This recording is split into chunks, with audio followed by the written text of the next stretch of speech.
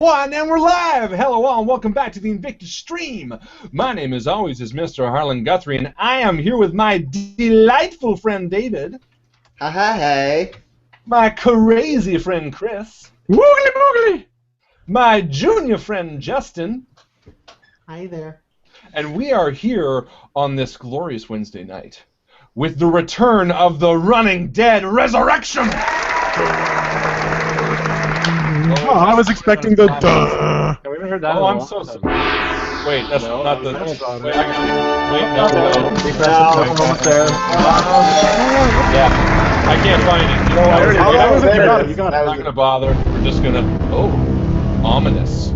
That's right. It's the Running Dead Wednesday night, which means we're all playing new characters for One Shot Scenario that our very own Justin Thomas James has crafted with the help of the community as well as the help of some sinister outlying monsters who might be adding a little bit of, danger to us by spending some XP.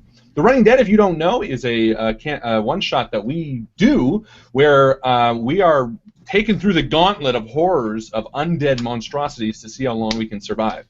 And half the fun is involving you guys, the community. That's right. Mm-hmm. One of the best ways to play along with us is by spending experience points on the Facebook group. So if you're not part of the group, go ahead and join there now. But I'm going to touch on how you can help the game or hinder in just a few seconds. This is, of course, an 18+ show, as always. We are the Invictus Stream. We are Canadian. We say what we want, and we don't often mean the bad ones, but it is awfully fun to say swear words. Isn't that right, David? Yeah. Say one for us, David. Ripe fruit. That's right. Ripe fruit, ladies and gentlemen. Ripe. Overly ripe. Overly. The ripest. David is ripest. So, yeah, this is an 18+ show. So go ahead and like the video and move on if you feel uncomfortable with it. But, of course, make sure you like that video. If you are watching this on YouTube, like the video, subscribe for more videos like this, and make sure you come back every Wednesday night because we do this every Wednesday night for you guys and to have a little bit of fun and to let loose and wacky and wild a little bit. Also, make sure that you follow us on Twitter and join the Facebook group because that's where all the cool kids get together and hang out. If you are on Facebook as well, please make sure to go ahead and like the Facebook page. The Facebook page collects all of the information, and then we email you junk flyers. So the more people, the more people who like the Facebook page means that we can really spam the hell out of you. Right. No, but it helps searchability, and it just helps us grow as a community and as a little stream, because we are, of course, don't advertise in that sense. So please go ahead and like that. I did mention that there is a way that you can help this game and the players, and I want to mention that on the Facebook group, Justin has very lovingly detailed a post of how you can spend to help. Justin, did you want to take a second and just explain to us kind of what that is and how these guys can help us play? Sure. Okay. So this is a bit of a sponsorship program. So each of the players that you see before you, you've got Harlan, Chris, David, and we've got 2 NPCs. These 5 people, they've got 5 very different personalities, and you, as viewers, can sponsor them to help them on their journey through the gauntlet. And I've got a list of different ways that you can sponsor them, and different sponsorships cost a certain amount of experience points. So, for example, you can spend 5 experience points to give one of the players a stim pack, which will heal them 1d6 points in any of their pools. Or you could upgrade one of their boxes. They'll be coming across different colored boxes on their journey, and inside the box is an item. Now, depending on the color of the box, it could be bronze, silver, or gold. You can upgrade that box to make it better and thus make the item inside better. That's right. And actually, on that note, a few members of the community have already very graciously donated experience points to help the players on their way.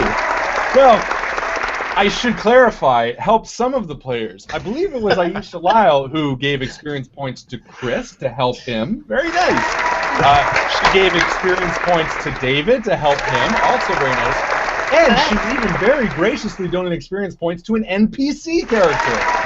Very kind. That's right. Very kind. That's right. And then, the character I'm playing I believe there's no, there's nothing.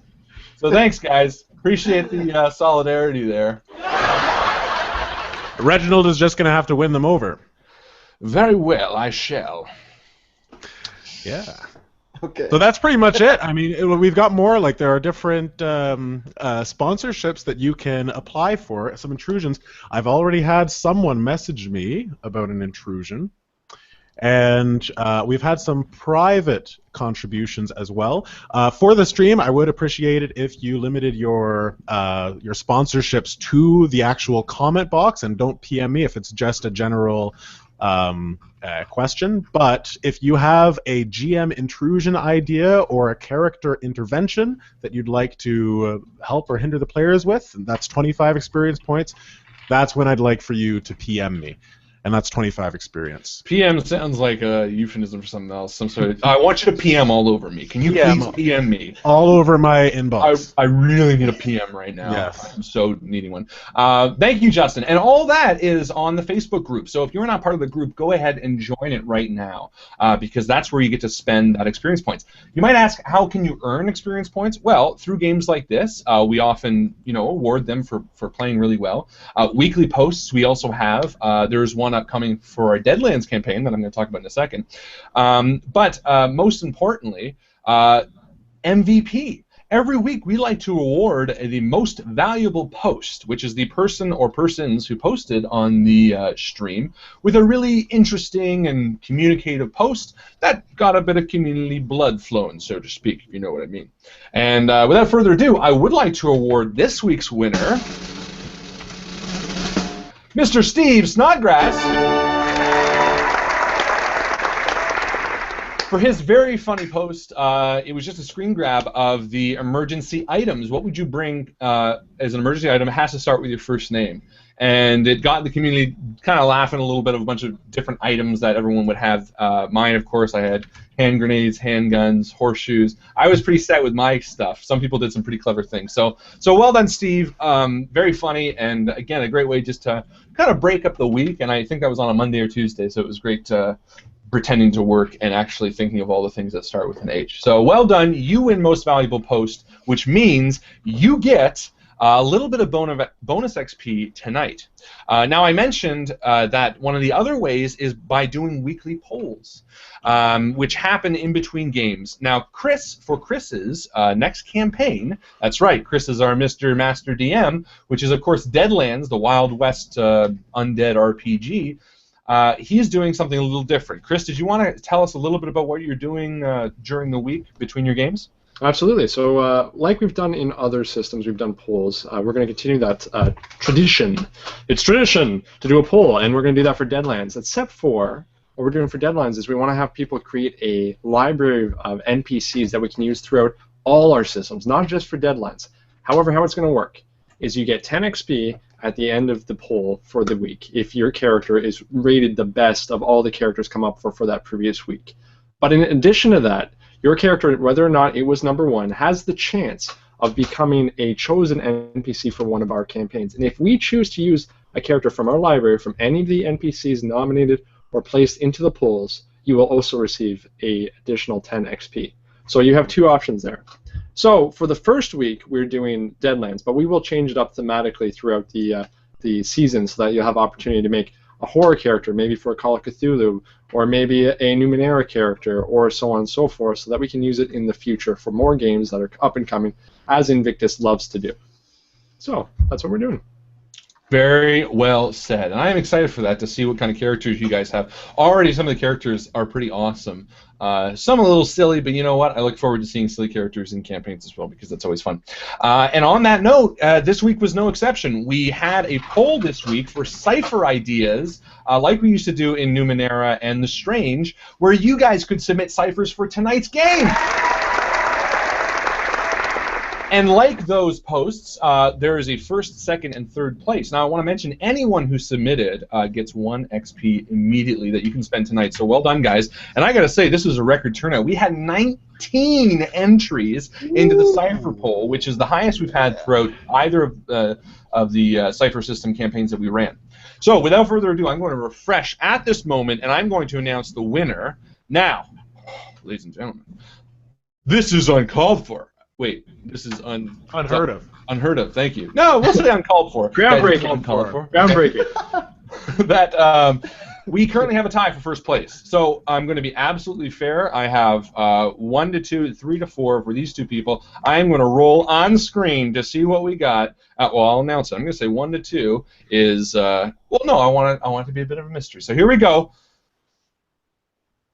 Oh, that's a good one. Here we go, ladies and gentlemen. The winner of the cipher poll for this this one-shot scenario is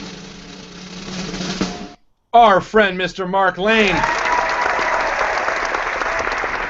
for his very cool cipher called Brain Freeze. And I got to give it to him because he actually had a total of 4 submissions that he decided to go with this one. And I got to say, it was the right call. It's basically a little toy that looks like an ice cream truck, and when it's wound up and placed on the ground, it rolls away, projecting an image of a full-size ice cream truck. And it plays loud, jaunty jingle to attract the attention of whoever can hear it. So, well done, Mark. That is going to be featured tonight in-game to give Justin a little bit of work to try to incorporate that, or just put it on a shelf somewhere. So, well done. Which means the rest of these winners are fantastic and are easy to pick, too. Second place is Mrs. Paige Martin for Zombie Gun. Leaving third place to the one I personally voted for, Mr. Matthew Mycl for his Tube of Brains. Fantastic ciphers, guys. Again, everyone who submitted gets 1 XP. The winner, I believe, is 4. Second place is 3, and third place is 2, and everyone gets 1. So well done, guys. That is immediately expendable tonight. Just to make Justin's life that much more confusing because he tallies all the XP. But you know what? I don't care. I want the help, and we're going to need it tonight because we are knee-deep in the dead. Ooh. Ladies and gentlemen, I am done. I have nothing else to say. We have done the poll. We have done the most valuable post. I have reminded you to like and share and subscribe and all that bullshit. Are you guys ready to play? How many times can we hit the applause button? One more time, maybe? We'll find out. Mr. Justin Thomas James, please take us into this world of the Running Dead for episode Resurrection. It is all on you, my friend.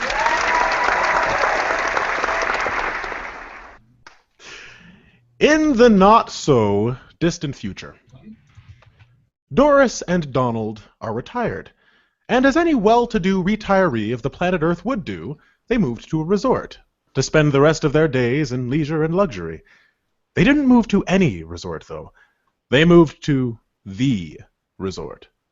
The one that not so many people know of, unless they know the right people. Doris and Donald know the right people. And so after the last of their retirement papers were signed, they packed their bags, hopped on their private space limousine, and journeyed the 5-month, 10-day, 17-minute, and 34-second trip through the solar system to the resort that, on the brochure given to them by the person they knew, was called Utopia. Sitting in their utopian condo, in their utopian living room, on their utopian couch, they stare at their utopian television, waiting for their favorite utopian show to come on. Doris holds the remote and flips through the channels, stopping on each commercial for 4 seconds, and each show for 11 before flipping to the next. Donald methodically lifts forkfuls of his utopian TV dinner up to his mouth. He does not look at his food while he eats.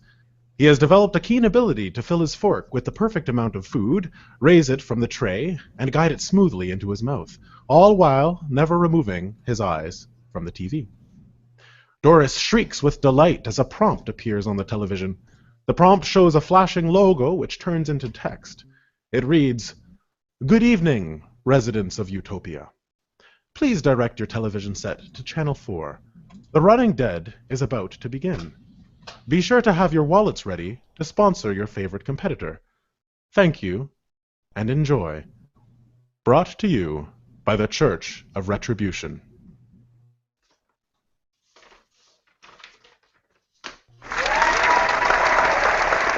There it is. We did it.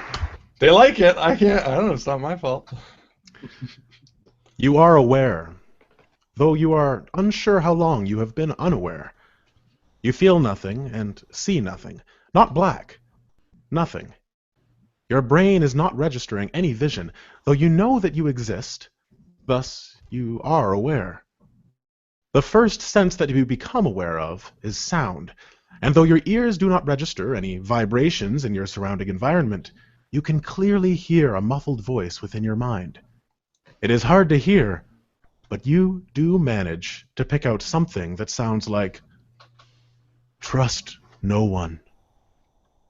The sound of the voice is slowly overpowered by a loud, steady thumping.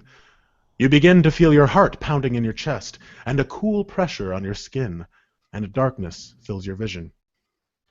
You sense your body in full, and realize that your eyelids are clenched shut.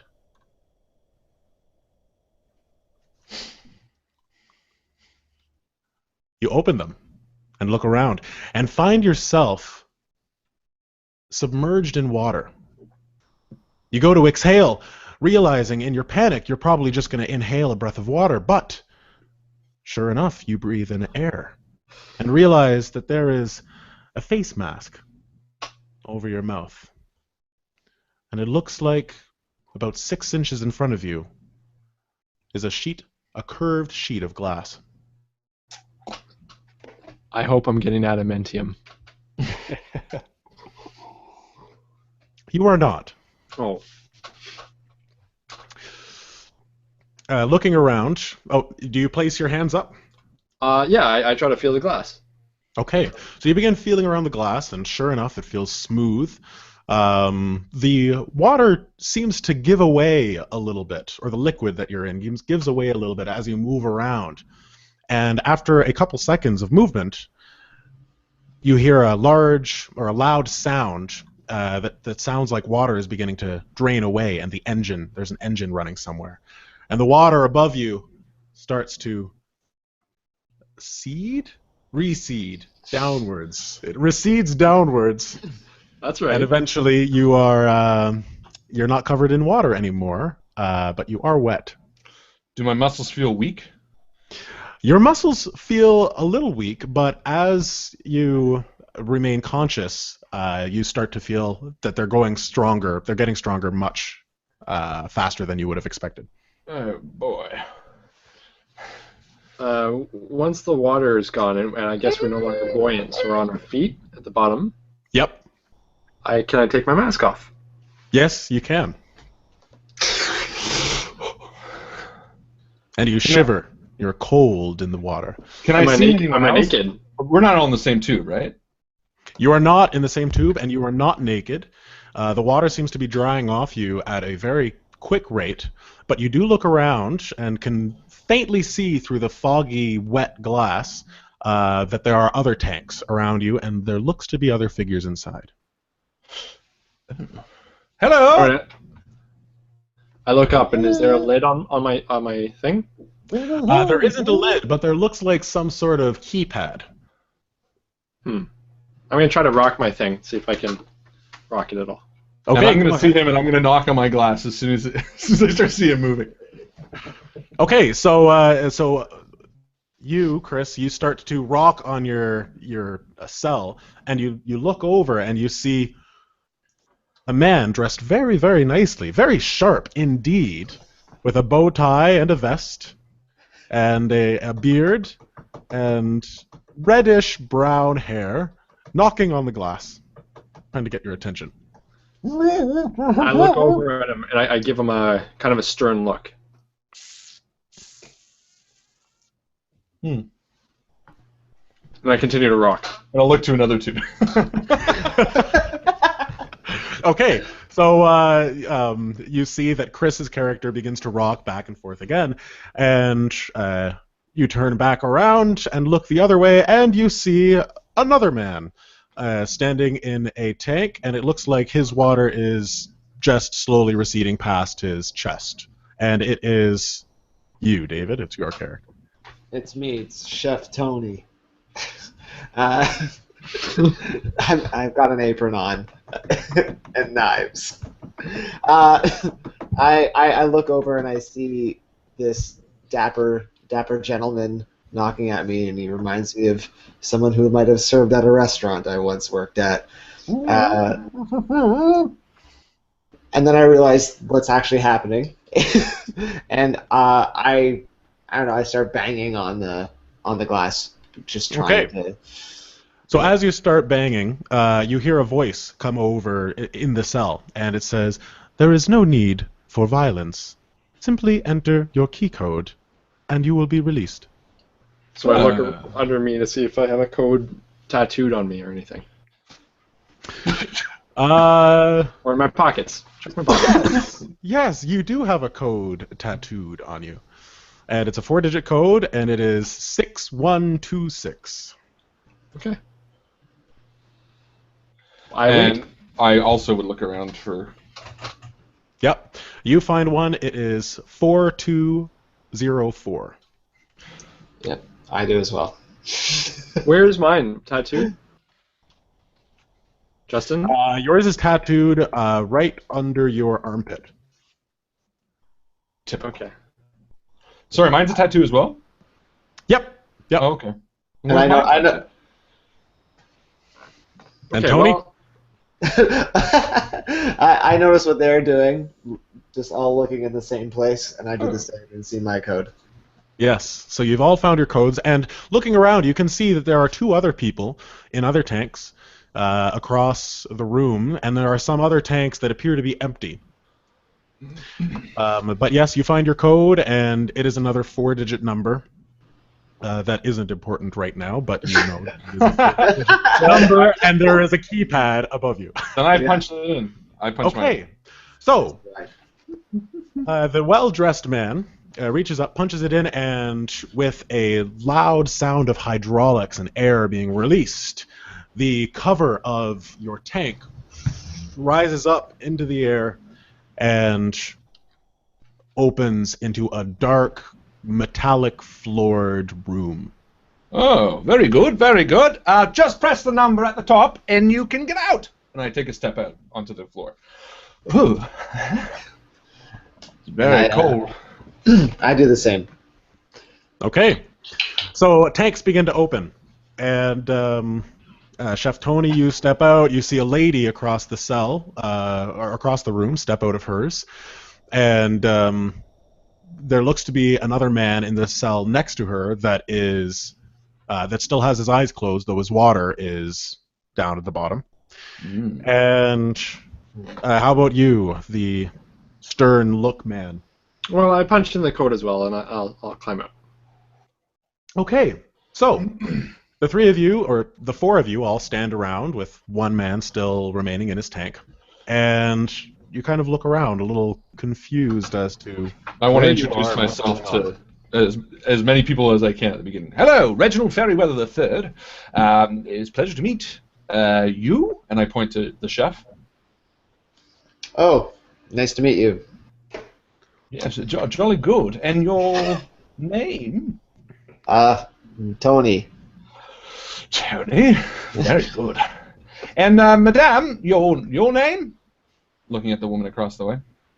And she looks a little confused and distracted, and she's. It's the thing that you were born with and given. It's the first thing that you usually learn. I know what a name is. Do you know where the hell we are? No, not quite. And she walks over to you, and she has a very strong demeanor about her. She's got really built posture, and she sticks out her hand, and she says, "Okay, pleasantries out of the way. My name's Eve. Yes, What's yours?" Pleasure to meet you, Eve. Well, as I did say, Reginald Ferryweather III. Yeah.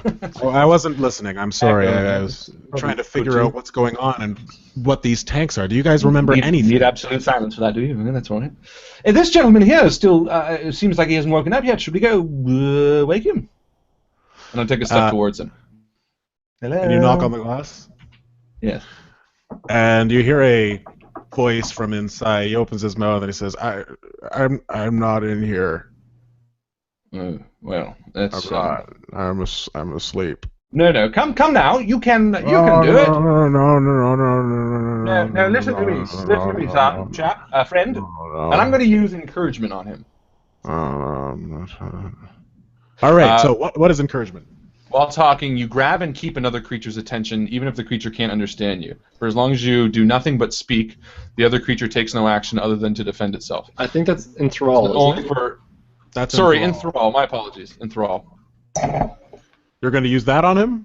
Well, I don't know. I wanted to encourage him, but I feel like encourage only lessens the difficulty. Unless he has to be difficult to try to wake up, in which case I like the idea of encouraging him. I would. Then let's encourage. Sorry, I was reading enthrall. Then I will use encouragement for 1 intellect point. Okay, great. It's free because I have an edge. So what do you say to him? Young man, I appreciate. Well, is he older than me or younger than me? He's actually pretty old. He looks like he looks older than you. Okay. Sir, I hate to be a bother, but I do think you want to open your eyes at the very least. We are standing in a very cold, very alien-looking room with a very angry woman, a very nice angry woman, who seems to want to do things dangerously.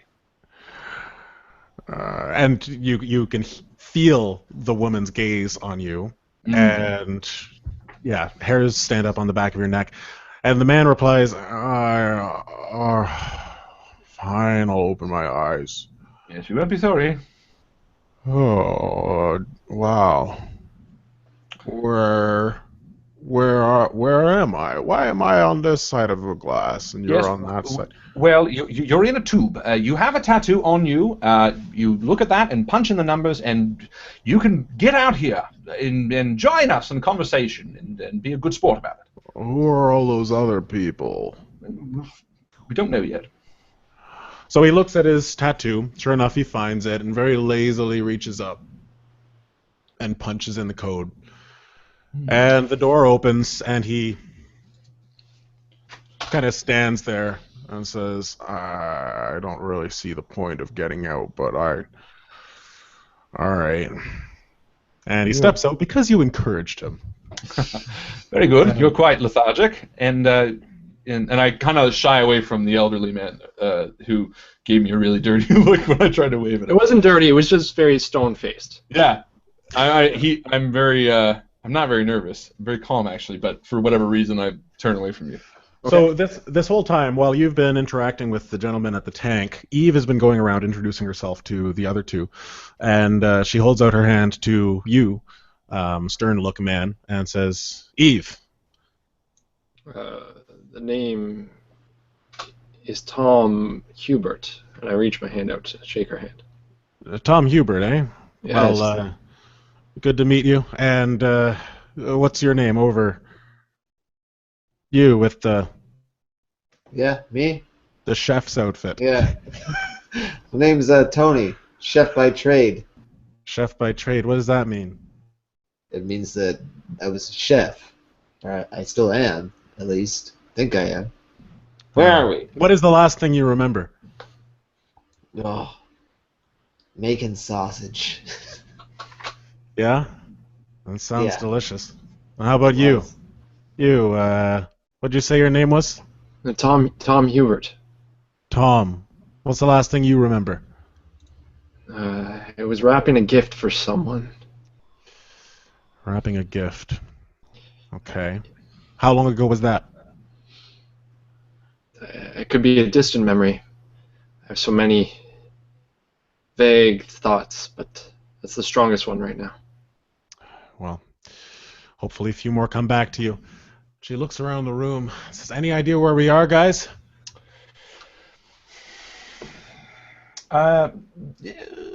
Aquarium? I don't see any fish. And I start walking around the room looking for an exit or anything other than tanks and people. Tanks and people. So, speaking of the tanks, there are 6 other tanks that aren't only open, but they appear to have been smashed. The glass is shattered. And other than that, inside the room, there's a metallic floor, and there are wires and tubes hanging from the ceiling, and every now and then a spurt of some sort of gas shoots into the room. Looks just like hydraulic release. And also looking around the room at the walls, again, very metallic, very dark and damp. But you see a lining of lockers, 11 lockers lined up 5 on one wall, 5 on another, and then one locker at the far end of the room by itself. Well, so I'll walk over to the lockers, and Okay. I look as I go, and I look. I'm not doing it like in a very overly confident way. I kind of just see everyone, and I slowly walk over, and I'm rubbing my hands together as I do it, nervously, and I open the first locker and I look inside. Okay, well the lockers are locked, and you can see there are labels on the top, and the labels all have different numbers. And you imagine that one of those numbers lines up with your number. So are there 11 total tanks in here then? There are 11 total tanks, yes. So then I find roughly the one that would correspond to my tank if I count from, I guess, one end of the room. Yep. And then I punch in my combination that was in my armpit. Okay, so you do this, and as you're doing this, what are the other guys doing? What are you guys doing? Yeah, I would probably be following Eve's path and kind of continuing down the what does last people remember, because I don't think anyone asked her. So, Okay. yeah, so actually, that's quite a good idea. What's the last thing you remember? Eve, was it? I remember running. I can't remember if I was running after something or from something, but I was definitely running. But And what? I think a good methodology here might be the commonalities between us. We have a chef, Mr. Tony, was it? Yes. Yes, Danny. I am a butter of sorts, though we don't prefer that term nowadays. Please don't call me that. Eve, what is your profession? I wish I could tell you. I honestly don't remember. Yeah, very well. But I'm surprised that sir? you guys remember. And I turn to the guy who just very sloth-like. and you, sir, you do you remember what you do? I wish I didn't. You wish you didn't remember, Yeah, but because you do remember. I do. Well, I mean, you do something for 38 years. It's not something you're really bound to forget. Yeah, and All I can really remember is calling bingo numbers. this- B4062. Yeah, so you a bingo caller then is safe to assume by that line of questioning then. I-26. Very good. Okay, yes, and you, sir, walking towards the lockers, do you remember what you did? I remember wrapping a gift. Maybe I worked in a box store, and I don't know. Maybe I wrapped gifts. Is that a profession? Yeah. Could I be a gift wrapper? I sincerely hope so, sir. There's lockers. There's one for each of us. As you're talking, you're interrupted by a loud screeching noise that's coming from down a doorway a hallway that looks like it leads into darkness. It's loud and it's piercing and it sounds mightily vicious. What was that? On me? What was that? I don't care to know at the moment. Do you think its intentions are to hurt me? Yes, I do. Okay. And then I go and I hide behind one of the tubes. Okay. There's a locker. Yeah, I want to open. No, I unlock it. What kind of lock is it? Is it the type of lock that can be removed, or is it attached to the locker? It's a removable locker. Okay, well then, as soon as I open it, I fling the door open, but I run back gingerly to the tube, and I hide behind it, and I see what's inside the locker from there, hiding and watching down the hallway. And I'm watching him do all this. All right, so it doesn't look like there's much inside the locker, but there does look like there is something at the bottom, some sort of rectangular object. And Reginald, you asked something. Yes. Yes. Is there anything on me? Is that what you asked? Oh, that's right. Yeah. Was there anything on me? There isn't, other than you're wearing your suit or your vest and your handkerchief. white shirt. Your handkerchief, of course, you have your handkerchief. My handkerchief. Hey! This was a birthday gift from my very best friend Chris. Uh-oh. And, my other very best friend Justin got me something equally as important. So. Equally as important. I don't know about that. I put less work into mine. big Log into time. Steam. Go on But, Steam store. I don't Buy recognize Steam this game. symbol. It must be something weird. Some crazy thing. So I don't have anything on me besides my kucha. Besides that, no, you do not. But there are lockers, and you see that William has opened his locker. Or not William, Tom has opened his locker, and there is something at the bottom of it. Very good, very And how about you, Chef Tony? What are you doing? Oh, I would follow suit too. I would head to the lockers. Before Yeah, Okay. that's what I was gonna say. I've been watching this man scamp back and forth between lockers and other things, and be like, I'm just gonna go look in my locker. Reginald, Okay. can you see what's in my locker, please? Yes, Tom, let me take a look. And I walk over, and seems to be a square object of sorts. What does it look like? Yes. And you reach down, you grab it, and it looks like... Whoa, I didn't say I grab it. Just you look down at it. You reach. No, that's fair. If it's safe You to look grab at it, and it is definitely safe to grab. It looks like goggles of some sort. It seems to be goggles. Do I perceive any value in them? Yes, definitely. They look like they're of high value, and they are. There is a note with them. And I secretly read the note. All right. So the note says. Let me just scroll up. So do I here. see him pick up, from my vantage point, do I see him pick up the goggles and the note, or just the goggles, and then he turns his back to read the note? You can do an intellect roll if you like, Sure. Can I do a stealth roll then? and you can do a stealth roll. Well, I guess we'll see who wins. Well, I have deceive, lockpick, escape, identify, disguise, or stealth. So either stealth or deceive, Stealth. maybe? Let's do stealth. I have I'm trained in seeing through, like seeing through people. Oh, okay. Oh. So I will use that to lower it by one. I don't know how a roll against someone works, but Yeah, how does it roll against someone? I don't know. So we're just gonna roll against each other. maybe Okay. give my okay. See what So happens. yeah. So 3 versus 15, so he wins. Okay. So he notices that you do pick up something other than the Sure. goggles. But looking at the goggles and looking at the note, you see that it reads, "You can always look for a way out. Dash your sponsor." So I read this. It seems to me they're worthless goggles of some sort, but I don't necessarily perceive Reginald as a brutal man anyway, in that sense. So it seems like they're for you. And he walks over and hands me. Good luck with the goggles, sir. I think you'll wear them very well. And I head over to my locker. Okay. So you walk over to your locker, and Tony, what are you doing? I'm walking over to the locker as well, just praying there's something in there for me after seeing the goggles. So you open your locker, and you manage to figure out the code. And sure enough, inside your locker, you find... I'm just refreshing something here. You find a key. Oh.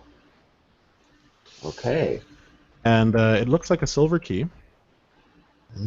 Oh, actually, no, you don't find a key. Sorry, replace that. You find all of your items that look very familiar to you. Ah, nice. And you have a sponsor, and it says, "This is your head start to Mr. Tony the Chef." And, Tony, signed Mr. Tony- Chef. Tony I- Vitale. Tony Vitale. Signed Nice. Aisha Lyle, or IL. Signed IL. Just Ill. initials. Ew. All All right, and I right. open my locker expectantly. You open yours, and inside you find a little bit of dust. So I open it, and seeing that Tony to my side got something, and I just handed something to what's his name, and I shut it and open it again. Nothing there. Not quite sure why this.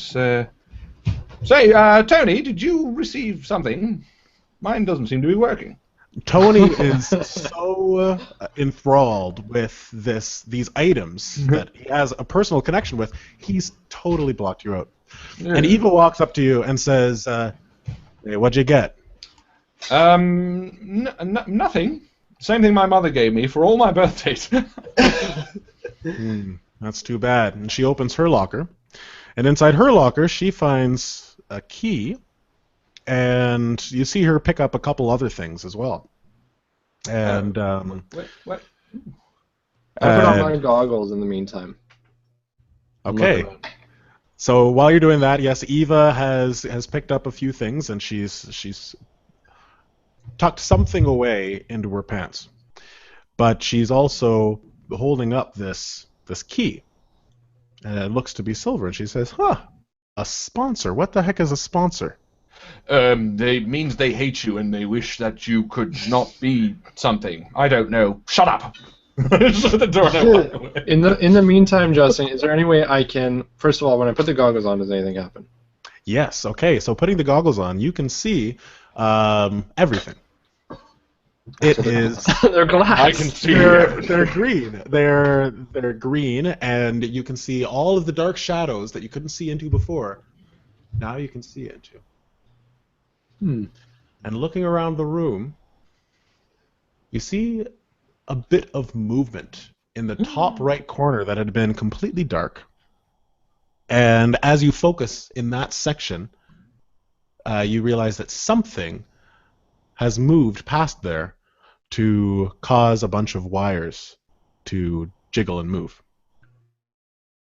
And meanwhile, I'm walking back to that other guy who's very, whatever.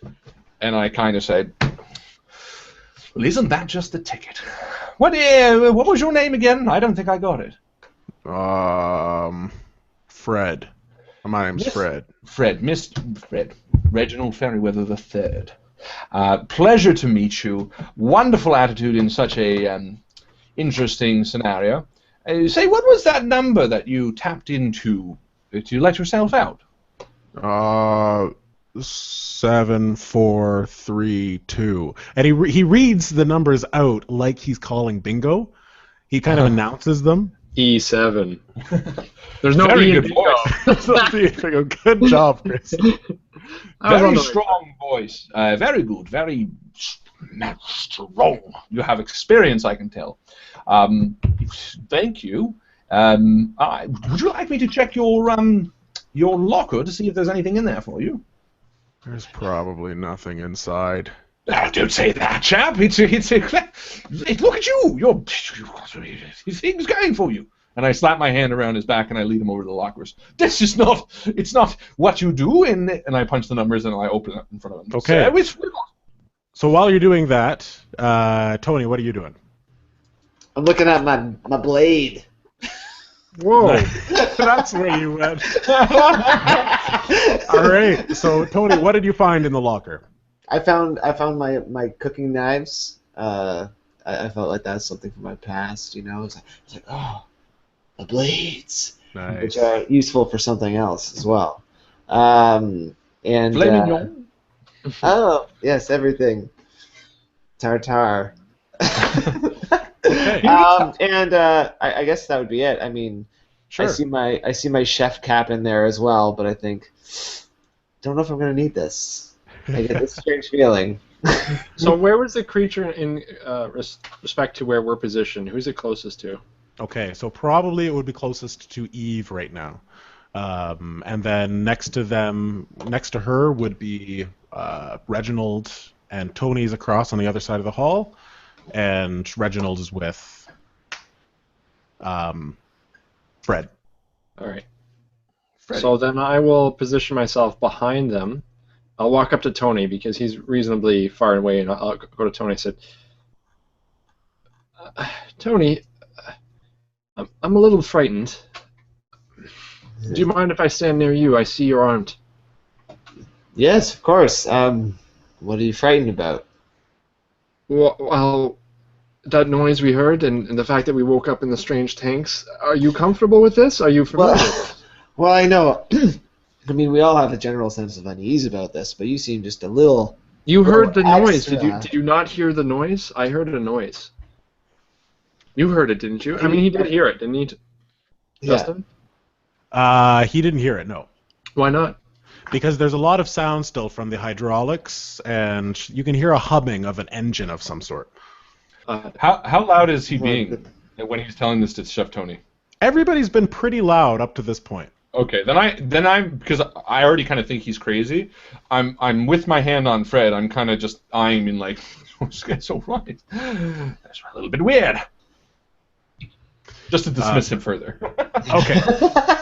That's all. Just to establish that I dismiss him. Sounds good. But Eve walks up to you guys, the two of you who are talking, Tony and Tom, and she says, Tony, you guys heard that shriek earlier, right? I was just telling Tony about it. He's got knives, so we should stay near him. You say you saw something?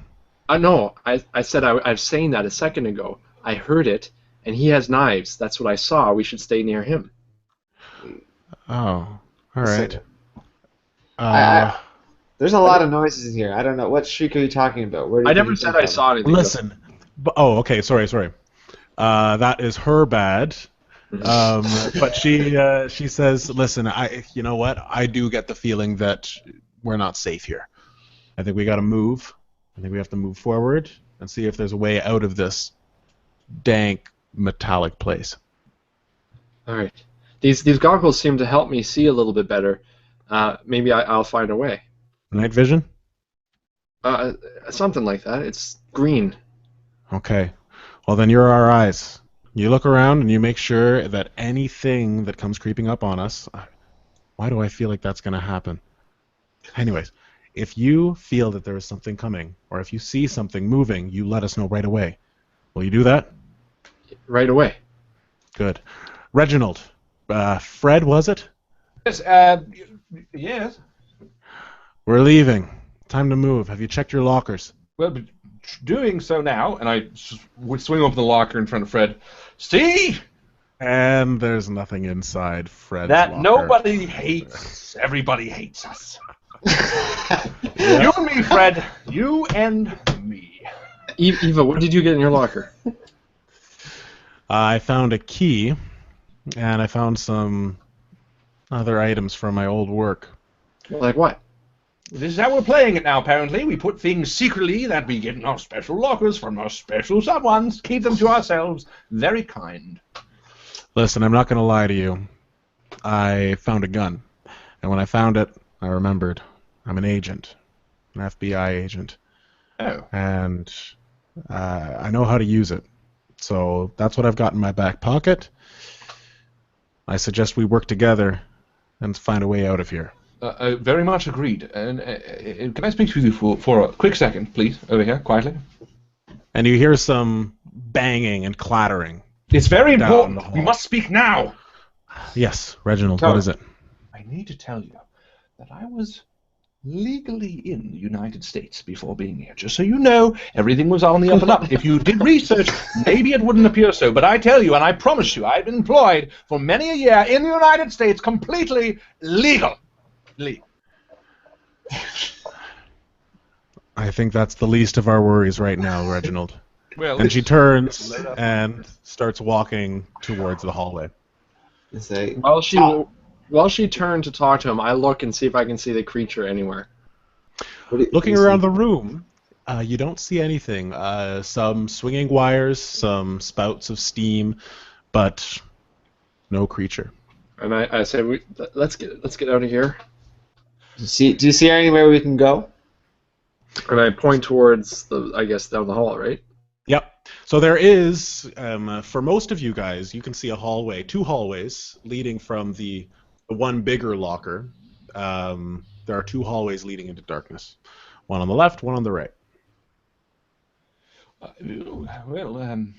Eve, you have the gun. You have the power. What would you like to do? I'll follow blindly. All right, I'll lead the way. Tony, stay in the back and protect from the rear. Yeah. I gotta stop doing that. And I take my goggles off and I say, Eve, does it make sense for you to have the vision as well as the weapon? I don't see what good I can do if I can see and you can shoot. Wouldn't it make more sense for the person who can shoot to see? That actually makes a lot of sense. You're sure about this? Well, if you're an FBI agent... Are you sure about this? Now, Eve, not to say I don't trust you, of course, but she could be lying. She does have a gun. Reginald, you think Eve's lying?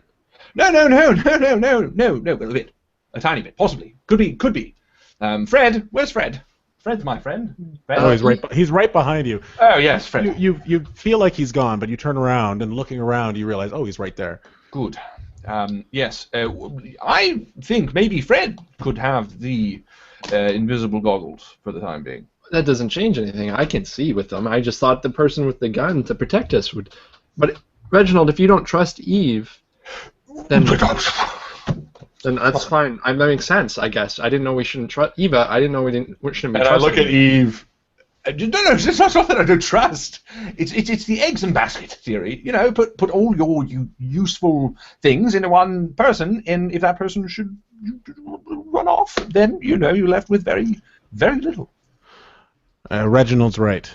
If you can tell me exactly where something is, if you can say far left corner or top right, I can start shooting in that direction. But I do think that it's better, just because we've just met each other, to keep to ourselves, take the items that we earn, and stay fair.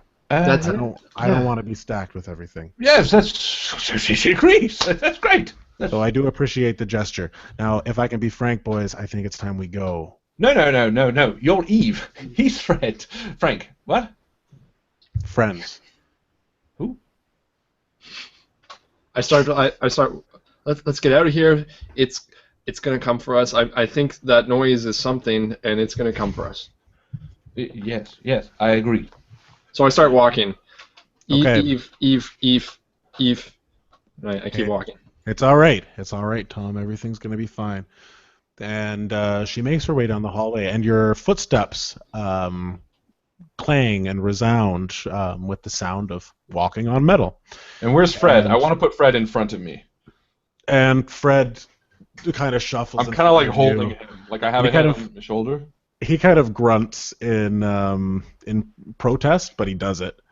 As soon as I see wires move, I also want to tell Eve to shoot at the wires moving. Okay, all right.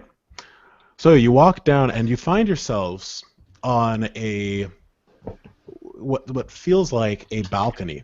You're on an elevated platform that, as you walk out, the room opens up, and you can see glowing red and blue mechanical objects beneath you, far beneath you, maybe about 20 feet down, and they look like sources of power, some sort of generators. And everything feels very futuristic in here, as if you're in some sort of spaceship. And Tom, or William, you can see everything. So looking down at the generators, you can see them turning. Some of them turning, some of them sputtering and sparking. And you can also see that down the path, the path continues straight, but then it forks to the left and to the right. And to the right, it looks like the walls of whatever this ship may be have crumbled in, crushed by some large unseen force, and that way is inaccessible. So we're kind of like over top of all these gears, is that what you're saying? You're over top of all of these generators, yes. Right, okay, and then to the right, and it forks to the right and the left, and to the left it's broken in, is that right? Yes, so to the right it's broken, and then to the left it looks like, to the right it's crushed, to the left it is, there is a gap in the bridge. So it looks like about a 5-foot, 7-foot gap. Hard to tell from this angle, but it looks like it would be a challenging jump. But across the path to the left, you see a wall. And on the top of the wall, very faintly, in bright, whitish green light, you see 3 crosses above a doorway. And of the small amount of light that's in this room, Reginald, Tony, you guys can see this too. You can see 3 crosses, upside down crosses, above a doorway to the left. So you don't see any gap in the bridge. Well, that's sinister. What do you make of that, Tony? I don't know. I feel like I recall seeing that at some point in my life, but can't really make any connections right now. You don't recognize that? That is the sign of Satan 3 times over. Don't go that way. Maybe it's a trick. Maybe we're supposed to go that way. Oh, very good. That could be. Yes. Yes. No, I like his angle better. Eve, what do you make of it? What do you see, Tom? Well, if I look down, there's all these gears, and it seems this big machine. We're in some sort of ship, and it looks like the ship's been under damage. Maybe there was a war, and the 3 crosses, and there's a whole bunch of things I'm seeing right now. There's a hole. Just be careful where you're walking. But I think the 3 crosses is the way we should go. What about going forward? Do you see anything going forward if we just go straight? And now is the gap and the jump is to the left, right? That's right. If we go straight, we'll come to the fork in the road. We have to go straight. Yes, so if you keep going straight, there is actually, the path continues. Ah, so there's a straight way as well. There is a straight way as well, yes. Is there anything I see that way? Nothing. But it looks like it goes into a doorway. There's a door, and maybe your key for the door could work. Maybe. Maybe you're right. Well, No, wait. Do we go to the crosses or do we go straight? The crosses hasn't shared his opinion yet. He is a valued and important member of our small party. Fred, what do you take? Oh, it doesn't matter. Damn it, Fred, I'm trying to stick up with you. Never mind, we're the 2 that don't matter. Continue. Is the 3 crosses, does it have a door? Or is it like yes, there is a door. So it's a door, and an opening. But it looks like a pretty good jump. Whoever would jump across that would have to be pretty agile. I suggest we go see the opening in the wall. Maybe there's a way out, and we can escape. Well, it isn't the obvious route, which I like. All right, let's do that. Who's going to jump across? Fred, you look built, agile, well maintained, like a car. You want me to jump across? I can't do that. I'm a bingo caller. I can call numbers. That's what I'm good at.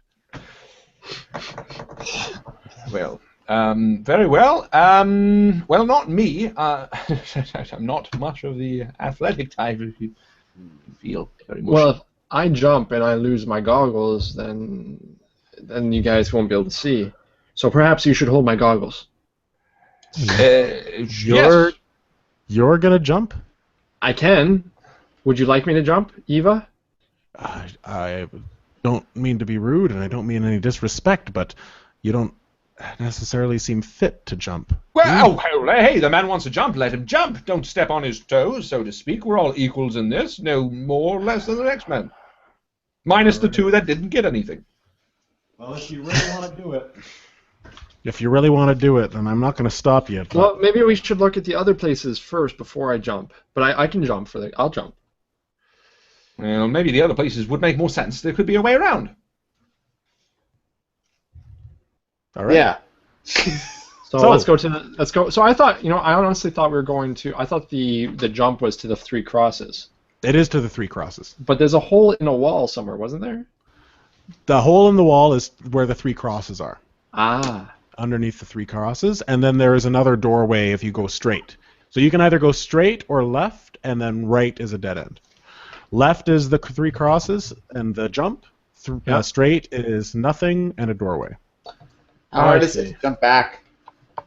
So let's go try the doorway first with the key, Eva, and then if there's nothing else, I'll jump for you guys. I mean, I'm not going to help any other way. If there's I'll jump too if there's nothing else. Oh, well, if you're going to jump, I mean, that makes more sense. That does make more sense, Tony, and you do look more built. So very well, it's decided Tony will jump. Now, Fred and I will go check the dead end at the right, just in case there's, we want to make sure that every nook and cranny, and you can check the scary door, and then Tony can check the jump. Good? Break. And Fred and I kind of push ahead to the right. Where are we going? What's going? What? Quiet, Fred. Quiet. So you guys go forward, and then Chris or Tom, do you go to the door with Eva? Yep, I'll follow her. Okay. And then Tony, are you going to try the jump? I suggested trying to jump after we figured out the other things, but everyone else was like, "Hey, you're gonna jump." So what does Tony do? Does Tony like, you guys are bullshit, no, I'm going to be smart? Or is Tony like, yeah, I'll jump? No, I'm smart. I got.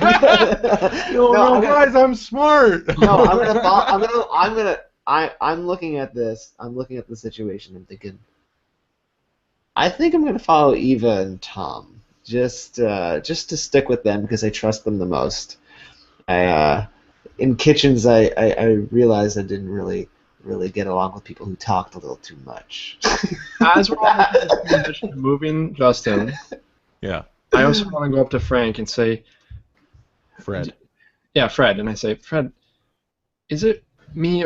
I know you can't see as well as I can, but is it just me, or is Tony looking at you funny? A little bit. I mean, it could be just the light. I don't know, Frank. It's just. Forget I said anything. And I keep moving on towards Eva. Maybe he is. I kind of noticed something. Yeah. I'm going to keep an eye on that. And I nod and I just walk away. Just be careful, Frank. Fred. I keep moving on. So, all right. So, you guys walk up to the door, and it looks like a big blast door. And there looks to be some sort of computer mechanism. And Eva kind of pokes it with her gun a couple times and turns back to you guys and says, are either of you good with computers? Fred and I are at the dead end to the right. Yeah. We're just standing in the corner. You guys can hear, though, because it's pretty quiet in this room, despite the generator. But I'm, like, fake checking the wall. Fred's standing there like, filthy. He starts polishing the railings. Why aren't we having the door? Oh, good, yeah, spot. All right. So Eve is there. She's like, hey, are you guys good with computers? No. Is there anything having to do with like that's cipher at all, or is it just computers? Not cipher, or just or understanding systems. Understanding computer systems. Yeah. No, just because I have magic. magic. I think it'd be like electronics or something. Okay, because I have magic training as one of my abilities, but I don't know. I don't know what that translates, or if that's from the fantasy setting. But anyway. I do have understanding for objects, so I would hear this, but I do legitimately want to check that the dead end is dead. Okay, all right. So you check the dead end, and feeling around, I want you to do an intellect roll. Perfect. How does that work again? So basically, you're going to be rolling against a number I have in my head between 1 and 10, and I'm going to multiply that number by 3, and then if you beat that number, or tie it, then you succeed. So the difficulty I had in my head for this task was a 2 difficulty. Oh, nice. Oh, no. So you passed because, yes, you rolled a 6. So, feeling across the wall, you actually feel 3 crosses. You feel ridges somewhere, and you feel them out, and they're crosses again. And kind of accidentally, you rub your fingers across them, and lo and behold, you hear this sound. Yeah. And a box appears in front of you. Oh, hello. And the box is bronze. And I look down. It looks like it can be opened. So I bend down and I open the box. All right. So I want you to roll a 1d20. 1d20. Oh. Oh, there we go. Oh! Doesn't really matter in this roll, but... Because I'm assuming a list of items. So, it was a bronze box, but because you rolled a natural 20, I'm going to get you to roll another natural 20.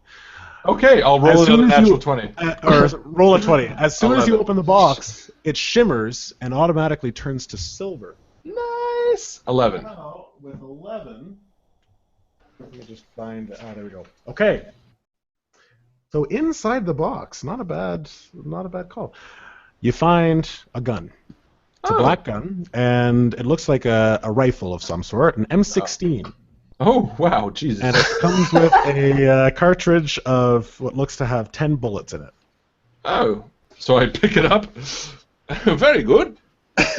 And as soon as you do, while Eve and everyone else is standing by the front door, you hear another screech. And Tom, you look up to the ceiling where you heard the screech from, and you see an object fall right onto the bridge behind you and Eve. And it looks like a humanoid, and it picks himself up off the ground in the fork in the road, right in that junction. Right. And your peripheral vision, you pick up a couple other creatures that seem to be crawling up the ramparts of this bridge right next to Reginald and Fred. And so you see 3 creatures in total. And there's a loud screech. Which way is the one that dropped in front of us? Is it facing us or facing them? It's facing you. It's facing you. Eve! Eve! And I point to it. And Eve turns quickly and pulls out her gun. And I want everybody to roll initiative. 18. Nice. 12. Plus anything? Just 12, right? Plus 12. I don't Just remember 12. exactly how initiative works. Oh, initiative works actually, it's just us versus you. It's only one person that we need to roll initiative for. Right, okay. So, yes, so then Reginald got an 18, so he... and so did Tony, so you guys get to go first. Perfect. I will just throw the gun down. No, I'm just kidding. I will... well, see, the problem is, I guess a M16 would be a heavy weapon, right? It would be a medium weapon, I'd say. Okay. Yeah, heavy weapon would be like heavy, like a hammer or... Well, like it says heavy two-handed crossbows, hammer. blaster rifles, and so on. So you're thinking I'm is thinking more... it's pretty medium. Well, because pistols are in medium weapons. Oh, really? Okay, then no, it's heavy. Yeah, that's what I was thinking. I was just Googling now because I figured it would come up. Honestly, though, for these weapons, I've got my own system, but if you've got a... Please, just tell me what to roll. That's all I care about. Okay, so it is a medium weapon, I'm going to say. Sure. And I want you to roll whatever you like. I guess it would be speed. Righto. Okay. So Speed to aim at them. I will lower it 1 tier because I believe with my character I have everything lowered 1. Yeah. Oh no, physical attacks. I'm sorry. So no, it's normal. Okay. Only physical attacks for me are lowered by 1, so I'm fine. Here we go. Pew! 13. And you know what? I'll lower it 1 tier because it is the dark. Okay. So that's so 3. Now, normally the way this would work is you have to lower it a tier before you roll. Right. My bad. In this case, I'm going to allow it, and Yes. I'll say that you fire into the darkness. You're firing at the one that is on the... The one Which one are you closest to firing? me. Okay, so the one closest to you, you can barely see it. It's just climbing up the rampart, but you are able to fire at it. And with that roll, you don't actually hit it. You fire around it. It's just one shot from the rifle. It's not set on auto, and it misses. Even though I lowered it 1 tier? Even though you lowered it 1 tier. Okay. And that's 3 points to lower it a tier, Unless right? you have an edge in it. Which I do not. So I'm now at 7 speed. That's not good. I'm probably not going to lower it again. All right. So it is dark in here, remember, so that's going to be playing against the difficulty of these Right. guys. Oh, yeah, for sure. Wait. Sorry, you rolled a 13. I'm trying to do the math here. You should have hit. So you hit. Sorry, I didn't Put it this way. I was like, what's 3 times 4? Put it 9? this way. This is how Reginald fired. Oh, well, I guess it would be like... Pop! So if it hit, it's purely luck. So for because you lowered it by 1, yes, you do hit, and Okay, cool. you do 3 points of damage. Nice. So you see the bullet sink into whatever it is, and one of its arms falls off the rampart, but it holds on with the other one and keeps reaching up, and it seems to be climbing at an even faster speed now. Dear God! Now, who's going to go next? I guess it's me. How many of them are there? You can see, you know that Reginald fired at 1.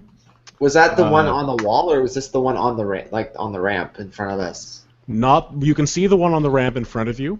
Just you can see the outline of it, and then there's another one climbing up the rampart. So there's 2 climbing up the bridge right now. Actually, as a minor action at the end, are. can I slap the rifle to Fred? Take it!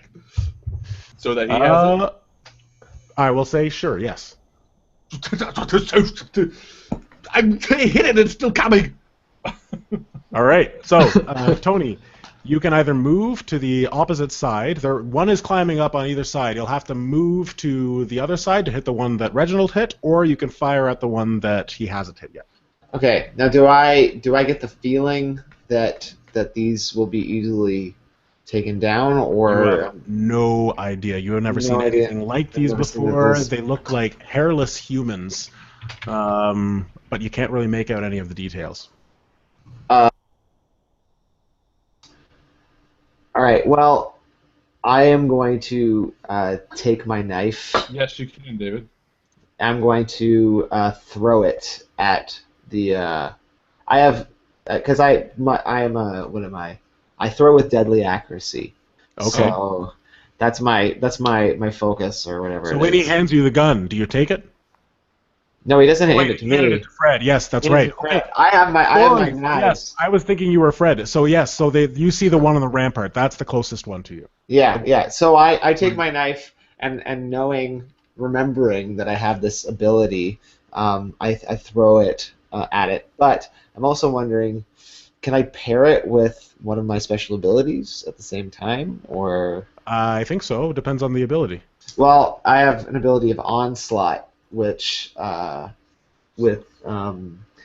you attack a foe within short range using energies that assail his physical form or his mind. So I would kind of pair that with the knife, or is that a bit much?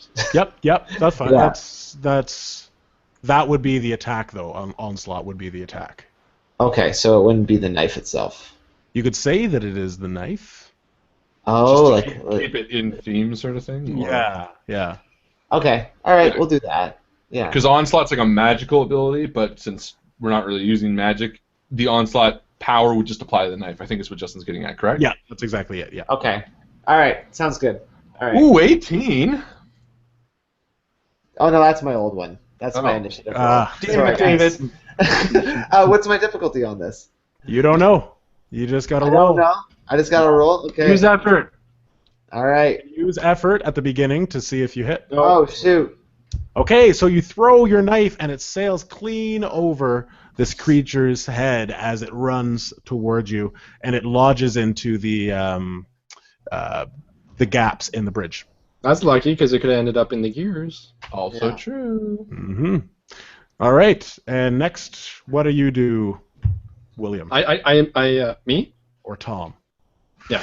So I'm gonna start trying on the computer, acting like I don't know what I'm doing, but I'm gonna use effort to try to figure it out. Okay, and this is an intellect roll. Yeah, I'm gonna use 1 tier of effort. Okay. Okay, here we go. No luck. 1 tier of effort, so you've lowered it, so you've spent 3 intellect points. Yep. And, surprisingly, you just bash a few of the numbers. You try really hard. I pretend to bash a few of the You numbers. pretend to bash. And for some unforeseen reason, the door actually opens. Bear in mind, my character is very smart. Maybe you only had to press enter, but that opened the gate, and all of a sudden, the doors slide open behind you. And Eva says, "Go, go!" And she begins firing at the creature down the hall. And she's going to fire, and she's going to miss as well with her shot. Now, Fred has the gun now. Yeah, Freddy. He's going to fire at the one coming up. Oh God, Fred. And as you pass the gun to God him, damn it, Fred! as you pass the gun to him, he kind of gets his hand on the trigger and he just kind of shakes, fires, and the recoil knocks the gun out of his hand, Oh, you and it fucking falls to the kidding me? ground. Fred, you fucking idiot! That was all weapon. I think they got the gate open. Go.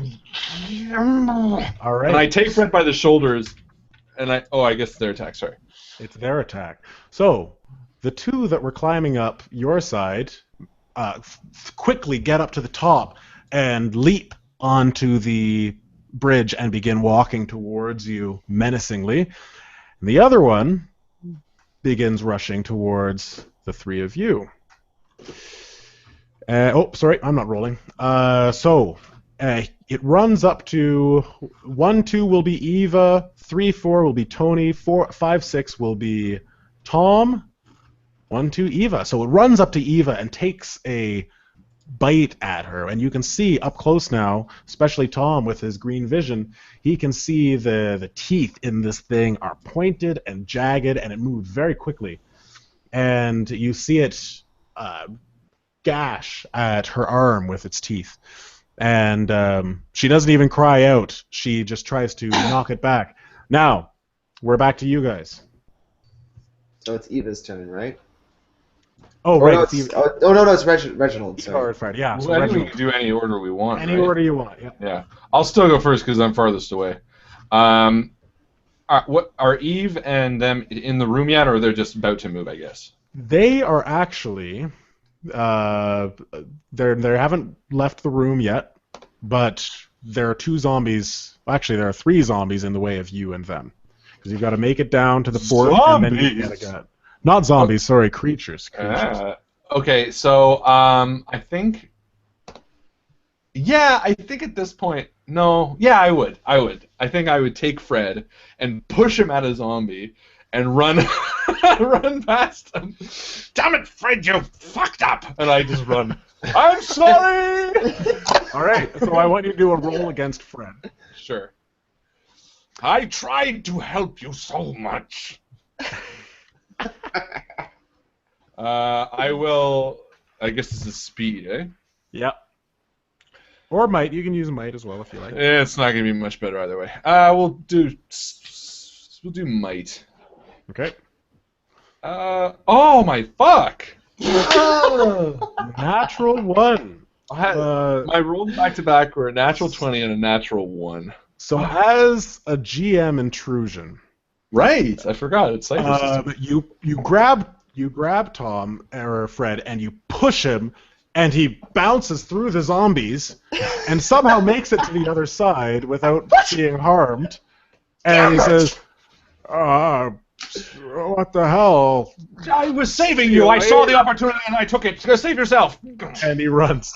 He runs. So now it's just you and these 2 zombies. So you see Fred running towards you guys, and Tom, what are you doing? Sorry, does Fred?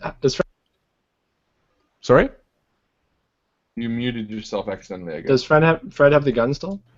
Fred does not have the gun. He dropped it. Is it gone? Is it destroyed? It fell over the edge. Well done, Fred. Yeah, as soon as the door is open, I say, "Hurry, get in here!" And I skirt myself into the door, and I close it. No, that'd be really end of the session. All right. I see Eva. Is there anything on the ground I can throw at the creature? We'll say yes. There is just a rock. Just a All right. rock. So I pick up the rock and I throw it at the creature, but not. I'm not going to use any effort. Literally. So Okay. 7. Better All right, than the and 1. it misses. It misses and doesn't do any damage, and that is your turn. Right. Chef Tony. I still have another knife left, right? Do I have You 2 do have knives? another life. Okay. Knife, yes. So I'm right next to Eva and the monster, right? Yep. So the whatever it is. So I will go after it. with my knife, with my backup, my special ability of practiced with light weaponry. Okay. I think that's what it's called. I think, yeah, light weapons. Yeah. Yeah, okay. Let's see what happens. All right. Go for it. No! Oh, and you take a jab at this creature, and Oh. it moves very quickly. It leaps out of the way and turns towards you and growls, baring its teeth that are oozing in spittle and blood. And now it's their turn. Well, So, son of a gun. the one right in front of you swings at you. Oh, no. Okay, so you have to do a defense roll. So you have to try to get out of the way. Okay. Come on. All right. So this one slashes you with its fingernails, which have grown to an unrealistic length, and you take 3 points of damage. Okay. So that's going to go to either your... Yeah, that'll go to your might first. Your might. Might. That'll go to your might. All right. And now the two zombies, or the two creatures in front of Reginald, will take attacks at him. So I want you to do 2 defense rolls, Reginald. Very good. This is the first, and it's abysmal. And let's just do the second one to get the pain over with. 13, maybe better. All right. So the first one gets you right across the cheek. Just a slash across the cheek, and you take 3 points of damage. Very good, sir. But the second one, you kind of anticipate it, and you dodge backwards. Okay. And now we're back to the top. Do I see anything else coming? Is it only these 3, it seems like? You have no idea. You don't see anything, but then again, it's quite dark. You can barely even make out the other 3 people. What would I have to do to try to get past these? You could do a speed roll, you could do a might roll, or you could do an intellect to try to deceive them. Well, see, I have an idea, but it kind of works against it, because I have enthrall, which I was going to use earlier, which I think would be really funny. While talking, you grab the attention of another creature, even if they can't understand you, for as long as you do nothing but speak, but you can't move. So I could see myself being like, hey, listen, it's okay, listen, and then they come like, brr, but then I wouldn't be able to get out. That's only for one creature too, though, right? The other creature. Oh yeah, it's only for one creature. You're right. Yeah. Oh well. Yeah. All right. So we will. I'll do a speed roll past them, I guess. Okay. Speed it up. Are you going to use any effort? I will definitely. But I'm. Oh, it's already so low. God damn it. But you know what? I have a med pack, which I also wanted to do a shout out for. Someone very kindly donated a stim pack to me. Mr. Will Finazzo, thank you so much, my friend. Because I am definitely going to need it. Yes, okay. So now with these sponsors, basically you're in this situation, and there are people watching right now. There are people watching you guys. And you see you hear a bing, bing, and it sounds like it's coming from inside your head, but you turn your head slightly and you see this hovering box that just seems to have floated out of midair. Oh, very good. And I take it. I don't know what I'm supposed to do with this, but I will keep it. Very concerned about things now. So you've got a stim pack. And I'm going to use it after, but I'm going to spend 3 to my speed and see if I can roll anything above 10. Oh my god. All right. Oh my god. You can do it. Oh! Whoa! All right. Wow, you get past them, but you also get a major effect. So what do you want your major effect to be? Can I knock them over the edge, or one of them? You can knock one of them over the edge, sure. What do I really care about? Nothing, really. I guess I just knock one of them over. Okay, so describe it. So I previously pushed Fred into them, who makes it through. Damn it! And then goes to leave. And I see Tom standing at the door with Eve behind him and Chef Tony going through, and I muster all my calmness inside. I can do this, and I step through them very quietly, like a butler. Good day. And as I turn the corner, I knock him in such a way that pushes him over the edge, and I actually apologize. Oh, I'm so sorry, sir. And I continue going through towards the exit. As they look on, I almost did it very gracefully, like that. Yes, that. Oh, very good. My apologies. And I showed up in front of them, and I kind of nod a little bit and say, "Okay, we can leave now." So there is another creature right in front of them. Oh, well, then we cannot. So you and Fred are on this... Oh, wait, then I'll use my 20 to knock that guy over. No, to get past the two of them. The first two. Yeah. Then I'll just wait behind him. Okay. So, next. Who is next? Eva? I'll go next. Tom, okay. Seeing that there's no more weapons anywhere nearby, I look at how the door closes. Do I know how the door is going to close? There looks to be another panel on this side, another number pad. Okay, and there's nothing on the other side that I can see readily available. No. Well, I mean, there are a bunch of wires, and it looks like a hallway that leads up to maybe another door. There's a dim, flickering light at the end of the hall. All right, I'm going to run up and try to kick the thing off of Eva. Okay. No effort. 10. All right, so you send your leg forward, and it meets with the creature, but it doesn't budge. It doesn't fall back, and it turns towards you with a growl. And yeah, and you can see I'm ready to move back again. And next we're at Tony. Oh, Tony? What does he do? He's pretty pissed about getting sliced in the face. But he goes for it one more time with a knife. I mean, what else can he do, right? So He can do a lot of things. I'm gonna add in some effort though. Okay. So, and then yeah, I'm gonna add in effort, and then what am I rolling? A speed roll or? You are going to be rolling a speed roll or might roll, depending on which one you want to attack with. Okay, I guess I'll go with speed on this one. Okay. All right. You're using effort? Yep. All right.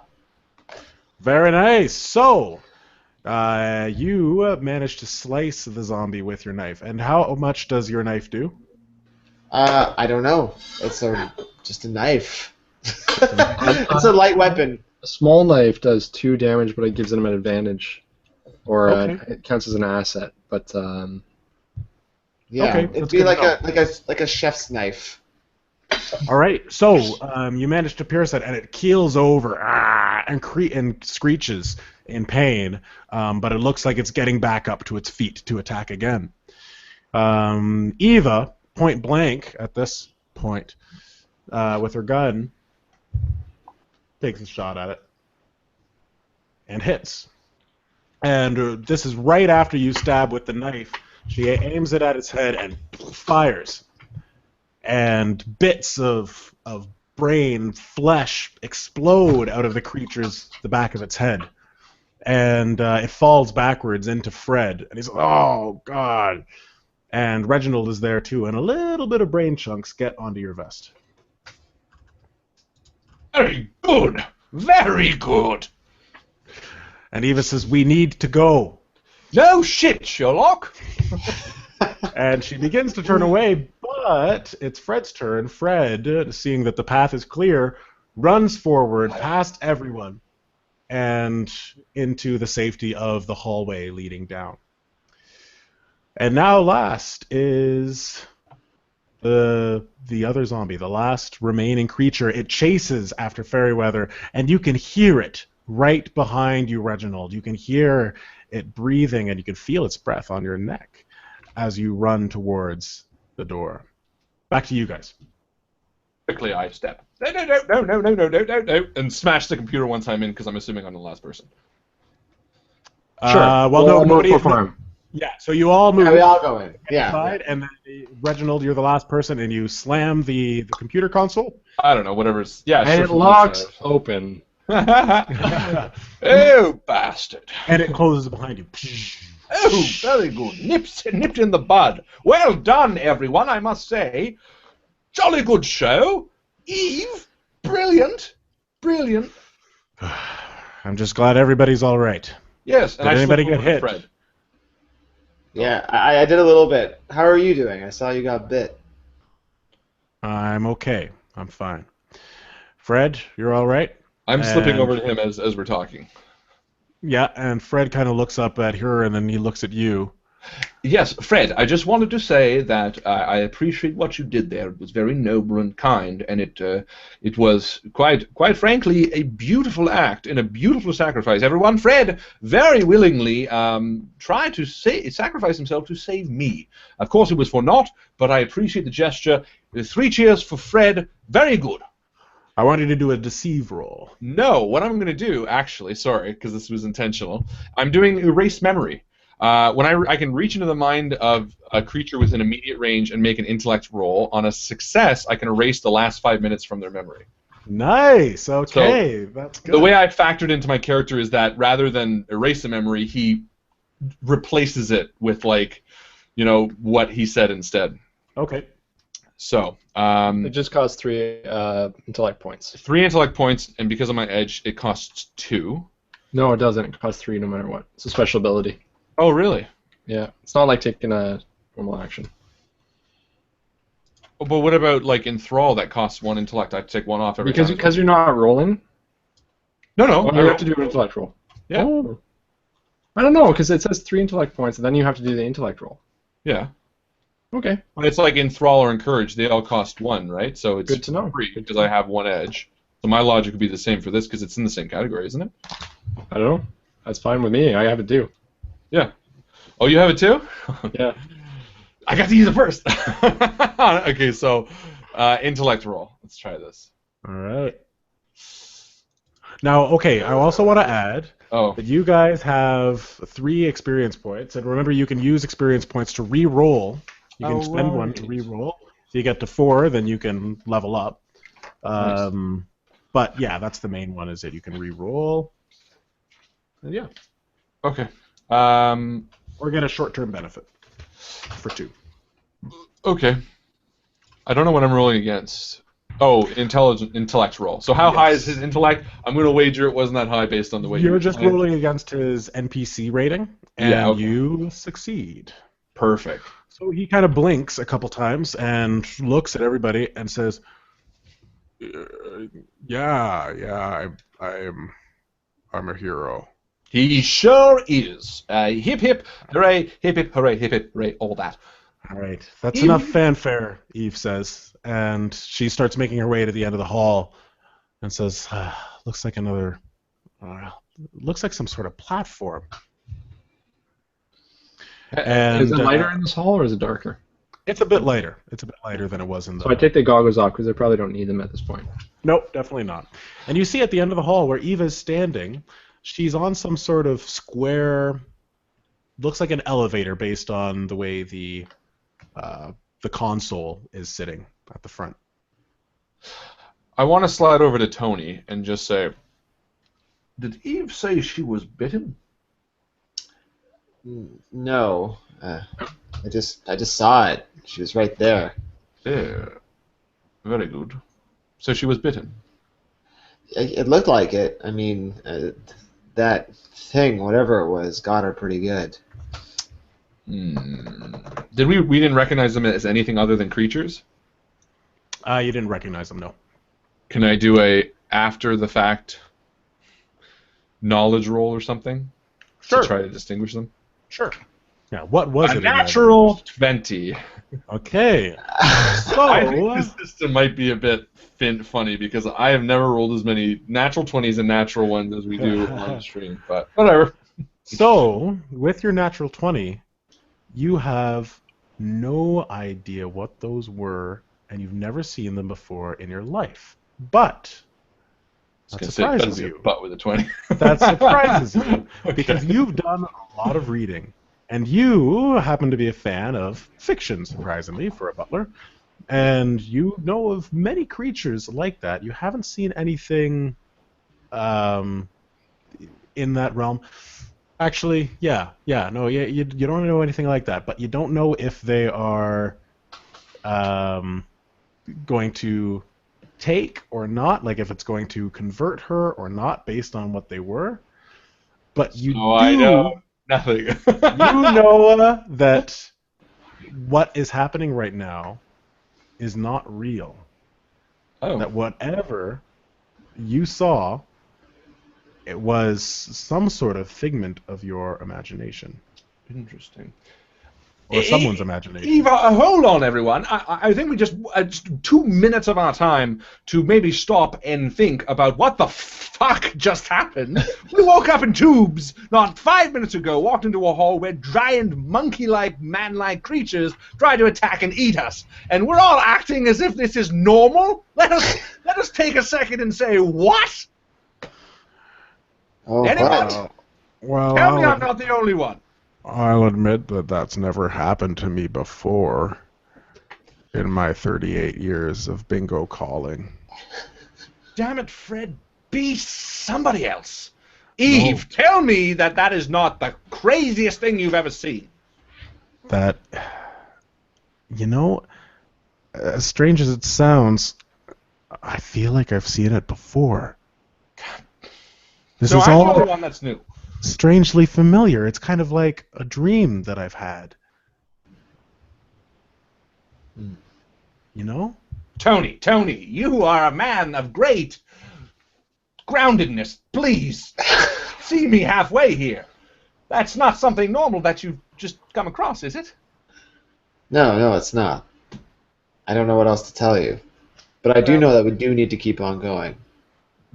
Tony's right. Tony's right. I don't see any other way out of this place. Oh, naturally. Anyway, Why stop and consider what just happened about giant creatures attacking us in a mysterious hole that looks like a science fiction movie? Instead, we'll just keep pushing forward to the next science fiction movie hallway. Well, what do you propose, Reginald? What do you propose? back? We sit here and wait for those Moment of things to break their way? reflection? Well, how about a cumulative question and answer period? Hey, here's a question. Where the fuck are we? Question 2. What are those 3 crosses upside down? Did anybody recognize them? Question 3. Does anyone else have to go to the bathroom? Can I do an intellect roll to... Because I remember feeling like I connected the 3 crosses with something in my past. Is there any way I can do an intellect roll for that? Yes, definitely. Okay. So I have an intellect edge of 1. So I've got that, and then I'll use effort as well. Okay. Okay.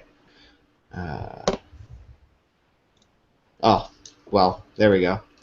What is that? I can't see. It's all. It's a 6. It's a 6. Okay. So you do have a vague recollection of something to do with 3 crosses. You feel like you've seen them before, but you can't actually nail down that memory. It's not coming to you. Say love you. Okay. All right. And Eve walks up to Reginald, and she says, "Well, I've been asking since the very start if you weren't paying attention if anybody knew where we were. I have no idea where we are, Reginald. I'm not disagreeing with that. I'm just saying now might be the point to share cumulative knowledge now that we can stop and talk from the ravaging fucking monster monkeys. Listen, did you see those things moving? Did you see how fast they could go? Yeah, very fast, actually, quite. I have a feeling that there are more of them, and I have a feeling that they're finding their way in here right now. There's got to be some sort of ventilation in here. Huh? Does that sound right? There is going to be a time for reflection, but this is not the time, Reginald. Very well, I just thought someone needed to point it out, so I wasn't going insane. You know, there still could be a dream, and you are all fictional people in it, and therefore I need to grasp control of it. Something about this does feel awfully fake. Well, I'll neither agree nor disagree. Well, that's useful. Let's move. And Tom, what are you doing? I want to walk over to Tony. I want to talk to him quietly while everyone's arguing. And I want to say, Tony, I don't know if you saw, but it seemed like Fred just threw the gun away. Did you see that? It was like as if he didn't want us to make it. To be honest, I didn't really. I'm gonna see persuade. it. I'm gonna try and persuade on him. Okay. Well, it's not going to be rolls. It's just going to be you trying to persuade Okay. him. Now, David, Well- you know what's going on. So try to be as unmeta as possible with your characters. What would your character do? Reginald handed him the gun, and not a moment later, it was down in the turbines. I mean, I know my death grip was. I got nails still in my palms from just. I didn't even have anything in my hand, but my death grip was. I couldn't drop the thing if I wanted to. You're probably right, Tony. It's probably nothing, but it's suspicious, you know. And I walk away. Shall we, gentlemen? Eve says a little sternly as she steps onto the platform. Yes, very good. No, I completely agree. Pressing on is the most important matter at the time. And I step up next to her. Tony? Tom, Yeah. you coming? Yeah. Yeah.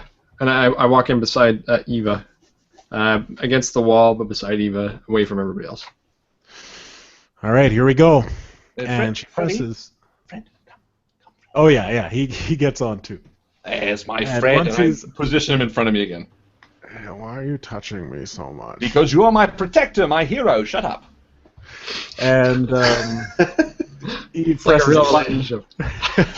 Eve presses a button on the platform, and it slowly begins rising upwards.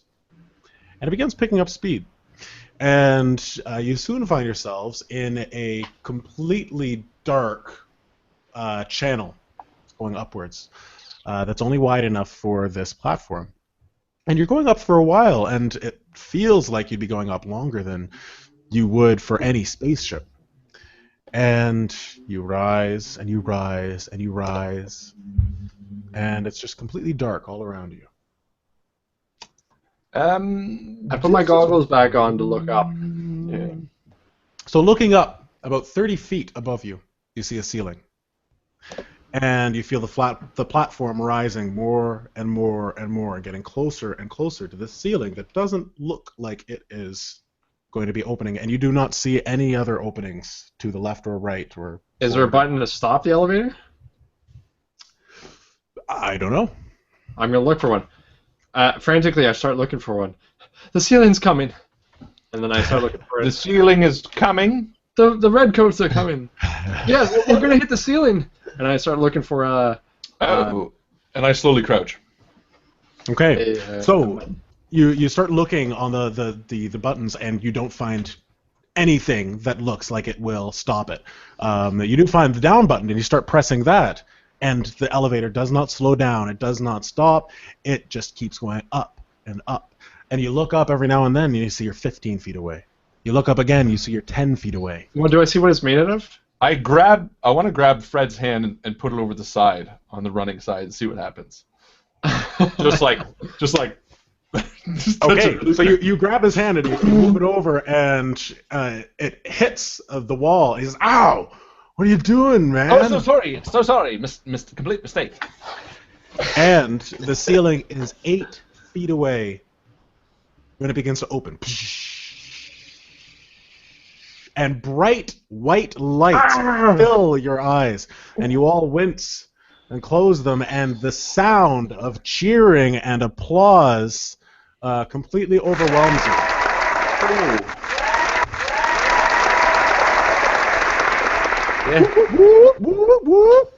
And looking around as your eyes adjust in the darkness, you see that you are surrounded by an audience, a massive audience, a sea of people. And a man dressed in a sharp black suit that sparkles slightly in the light stands only meters away from you. Hello all, and welcome to another episode of The Running Dead, brought to you by the Church of Retribution. I'm your host, Garland Huxley, and I'm here with another 5 sinfully provocative contestants! That's right, folks. It's humanity's favorite game show, and boy, do we have a good one for you tonight. I'll explain the game while the contestants open their care packages. If you, the viewer, would like to practice the virtue of charity and sponsor your favorite contestant with a box upgrade, now is the time. So, he begins explaining things to the audience, his booming narrator's or announcer's voice carrying through the PA system. And wait, you have time to look around. Did he say charity for boxes? Is this what you three had? Why didn't I get anything? Why didn't our good man Fred get anything? Fred is the salt of the earth. And you see nobody else is really paying attention to you. Eve is looking around. She's a little confused and surprised, but her eyes fall on a bronze box that is sitting there before her. And you guys all look around, and you also see that there are 5 bronze boxes sitting in the area.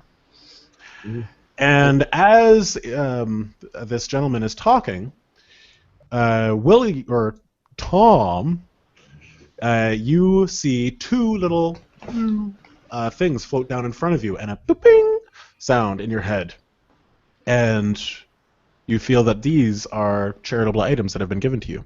So I take 2 of them, both of them, and I open them up to see. Okay. So one of them is a silver key, and the other one is a gold key. Jesus Christ! Awesome!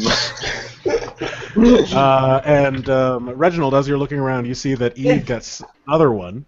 And she grabs it and she kind of pokes it down, but it's hard to see what it is in the glare of the light. And I believe there is something else.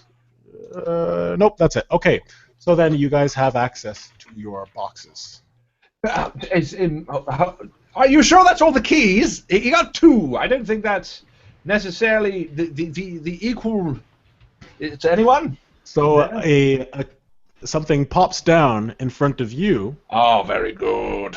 And you go to grab it, and you hear a. I can't. It's hurting. Why can't I? Fred goes to grab it, and he picks it up and he looks inside and he says, "Whoa, it's a key, a silver key. All right." Shut up, Fred.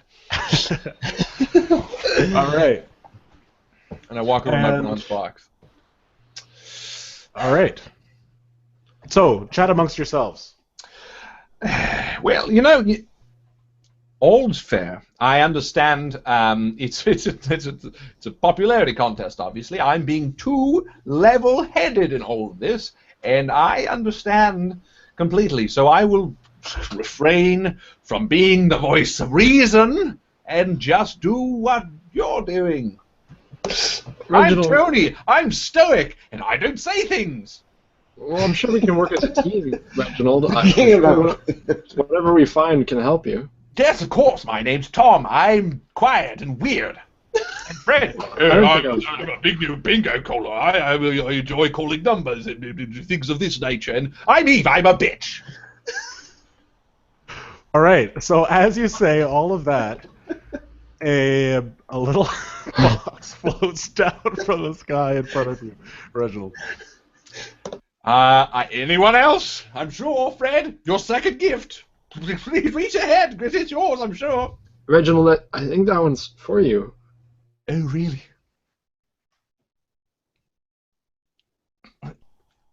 Okay. So you grab it and you open it and you find that it is a silver key. No! Just joking, friends. Eve, you're not a bitch. And Tom, I find you very fun. And Tony, you're not stoic. You're strong-willed. And Fred, you're the salt of the earth. You moron. And I walk over to my box. Okay. So first, with your silver key, Tom, you can open your box and turn it into a silver automatically. With your gold key, you can turn that silver box into a gold box if you want to. Well, I will do that. Okay. So I want you to roll a... So let me get this straight. So if I have 2 keys, I have to use both in order to get it to a gold? That's right. If I stumble across a silver somewhere else, I can use the gold key and use the silver key now. That's right. I'd rather use a bird in the hand is worth 2 in the bush, so I'll use the silver then the gold key. Okay. What was that you just said? So you're gonna use A them. bird in the bush is worth 2 in the 6. Yeah. God, it's so like, David, pay attention. Yeah. So you're going for the gold box. Yeah. So do I roll Right. 2d20? Just 1d20. I'm gonna roll 3. We'll take the first one. I think this system is messed up. 3. All 3, right. 4, 5. Yeah, right. I That think the is dice too stream funny. is weird. So yeah, I rolled 3 natural 20s last week. I know. So this is really funny, actually. Inside your gold box, I find a diamond key because it's You found- Minecraft. pretty much the worst thing possible. Oh, You find no. a credit card. You find a credit card, and This is one of those ciphers I remember reading, though. This is in the my name- cipher. In the name of it, it says, "I am not a smart man." Well, that's just mean. You don't really know what to do with it, but you get the impression that if you give it to someone, it will make them believe that they are the person on the card. And below, "I am not a smart man," it says Justin James. You get the cipher though, right? Hold on, there's a quick backstory. Only because out of all of them, he picked mine. Last weekend, Justin was at my house, and he came back the next day, and he's like, "I think I lost my credit card," and he looked around for it, and he couldn't find it. And then yesterday, or like 2 days ago, I was in the backyard, and I saw it, and I was Facebook chatting with him and Chris Lawrence, our own Chris Lawrence from the stream. And rather than explain it all, I just took a picture of the credit card, numbers, name, and all, and I sent it to the Facebook chat. But I sent it to Chris Lawrence instead of Justin James. And Chris Lawrence is like, "Oh, okay. Do you mind giving me the 3-digit code on the back?" And all I responded to Chris was, "Oh, I am not a smart man. I didn't even look who I was sending it to." So there's a huge meta story with the Invictus community behind that, which I'm now told. So good Does luck. it give me the ability to make someone believe they're not smart? Well, if they're Justin James, then no. It makes them believe they're really not smart. No, the So- idea behind it was that whoever you can do whatever name you want, but whoever you give the card to believes there's someone else. So like if I gave the card to an announcer and I'm like, "Oh, you're not so and so, you're this person," they'd be like, "Oh, I'm this person? Oh, right. Oh, so it says if I give it to someone, they believe they're Justin James. It doesn't have to be Justin James. Doesn't though. have to be Justin James. Okay. Well, yeah, you made up the cipher, so Yeah, that's- I didn't that's explain it what very is. well. I was more. It was more for a joke, but I didn't realize. Obviously, should have that you would be including them. So, but yeah, it's kind of like it's like remember that name tag we had in the Strange where you could put and they're the manager. It's like that. It's basically just a way. It's like a charm a person card. Okay. Neat. Sorry, way too much diverging. So, so that's what you find. Now, Eve reaches into her box. She uses her key as well. And whoa! Of course she does. NPCs getting like all the shit. Guess who's Wow, getting the credit okay. card and being my Well, she gets a credit card too. No, actually, she reaches in and she pulls out what looks to be some miniature Tonka truck or some toy truck or something. You're not too sure what it is from here. It's hard to tell. And now, who else had keys? I did and Fred did. Fred has a key. So Fred opens his, and he. Oh wow. Okay. So Fred opens his box with his key, and he picks out a big sniper rifle. Jesus And Christ! he says, "Whoa, this should be useful." And now Reginald. Don't drop it, Fred. And I lean over and look at his box like Mary Poppins style, and I'm like, "How did this fit in here?" I just pulled out, man. I just pulled it out. Yes, well, the best way is to pull it out. And you can still hear Garland Huxley talking and announcing.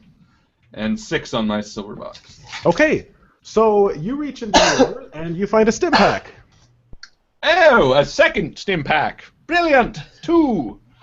Brilliant stim pack. Someone planning on me getting very hurt, but that's all right. I will keep them very safe. Thank you. All right, so let me just cross these off. All right, so we are good. So, Garland, keeps on talking, and you can hear the audience laughing and shouting. And Was he near us? he is right near you. Yeah, he's only a couple meters away. I want to know if I can give him the credit card. But I'm not going to try. I'm too afraid. I want to listen to him because I'm really confused about this game. Okay, sorry. Let's let David find out exactly what's going on finally. Yeah. Okay, so he continues his speech, and basically he tells you that this is The Running Dead. It is a game show where they take 5 sinners, 5 people who have committed crimes, and they test them, they challenge their virtues, and try to get them to repent and hopefully find peace with the God that they believe of the Church of Retribution. And you also find out that they are it's actually a show, like it's on TV, and people can sponsor you and yada yada yada. And the way that they are trying to get you sinners, to show your virtues is by facing hordes of zombies. This is basically your punishment for being crappy people on Earth. Do we know this now? Or no, that's meta. You know this now. You know this from the speech that Garland is But he didn't say, announcing. We know that we're in the Running Dead. Because I was listening intently. But we don't know... Do we know what our crimes were or no? You don't know what your crimes are. Well, and I go up to him. And I don't know. Can I give him a little shove? Give him a little shove. You can try, yeah. Say, what did I do? And you go to push him, and your hands go right through him, and you hear the audience gasp. And Garland turns towards you and holds up a finger and says, there won't be any pushing me today. You gotta say the magic word. Samuel L. Jackson. Please!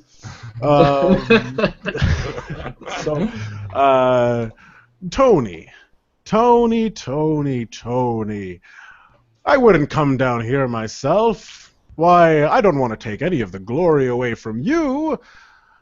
But he wants to know what he did. What did he do to end up here? Well, Tony, not knowing is part of your punishment. And you hear the audience laugh. Very good. You see, this show isn't just about overcoming your sins and repenting for our Lord, but it is also a journey of self-discovery. Your memories have been wiped, and you may not remember what you did. But as you do, it's not only the zombies that will be torturing you, but it will be those thoughts of what you did to end up here. Very good. That sounds like fun. And so, without further ado, let me introduce this round's contestants. In this corner, your underdogs, criminals from the planet Earth, whose lives serve only the purpose of entertaining you, 5 sinners! Second, and looking around you guys, you see you are in a ring. It looks like a large boxing ring with wires all around. And there looks to be some sort of metal scaffolding that they might use in WWE. And he continues. Second, a long-time fan favorite and undefeated champion, Craig the Cyborg! Craig the what? What did you say, sign lord? Down a clearing of the audience, you see doors open, and steam fills the stadium as a figure begins walking out, and he looks huge. You can hear each of his footsteps, and they sound metallic. And as he enters into the light, you see a large hulking beast with bits of flesh falling off of his arms. But where flesh has fallen away, it is replaced by metal, glistening metal that reflects the sunlight back into your eyes. And one of his eyeballs is completely red and glowing. And it glows a little brighter as he gets closer to you. And last, hailing all the way from Harvard University, we have the brilliant, the cunning Professor Periwinkle. You guys take the cyborg. I'll take the professor. Another figure appears, and as he steps forward, you can see he looks just like a regular man, maybe a little bit stronger and bulkier, though his face is gaunt and his eyes are sunken and black and his jaw is slacked.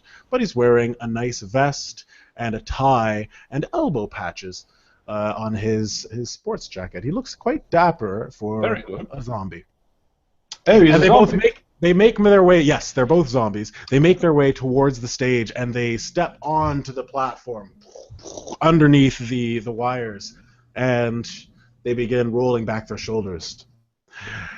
On your marks, get set,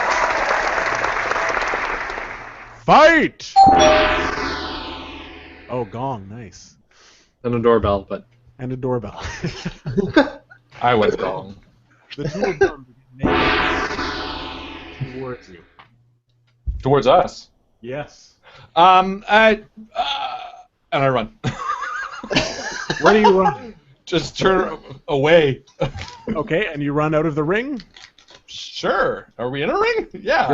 You're in a ring. You're in a... Yeah, like definitely. I definitely would run out of the ring. Box. Okay. So you step down, and there are chairs, and you instantly hear boos from the audience. And actually, we're going to do a roll. Okay, so you guys go first. Hey. Yay. So you instantly hear boos from the audience as you step out of the ring. Why? I didn't. And next, and so that's your movement. Who's next? Oh, I didn't know we were in initiative. Yeah. I just figured it was okay. Then no, I probably would do that. Yeah. But okay. All right. So you're down on the ground. Who's next? I can go. Okay. Are there any other boxes left? Was I supposed to look in one of the bronze boxes, or do I need to You have a keep bronze my box. Yes. Yes. Okay. Bazooka. I'm just gonna go. I'm just gonna go for the box after seeing what everyone else did. I'm not really caring about whether or not it's gold or silver. Okay. So I opened the box. Is that all right? 1d20. Roll a 1d20. All right. Let's do this. Okay. Sorry. Okay, 10. 10. Okay. So inside the box, you find a baseball bat. Oh, nice. Cool. Knife in one hand, baseball bat in the other. All right. So that's my move. All right.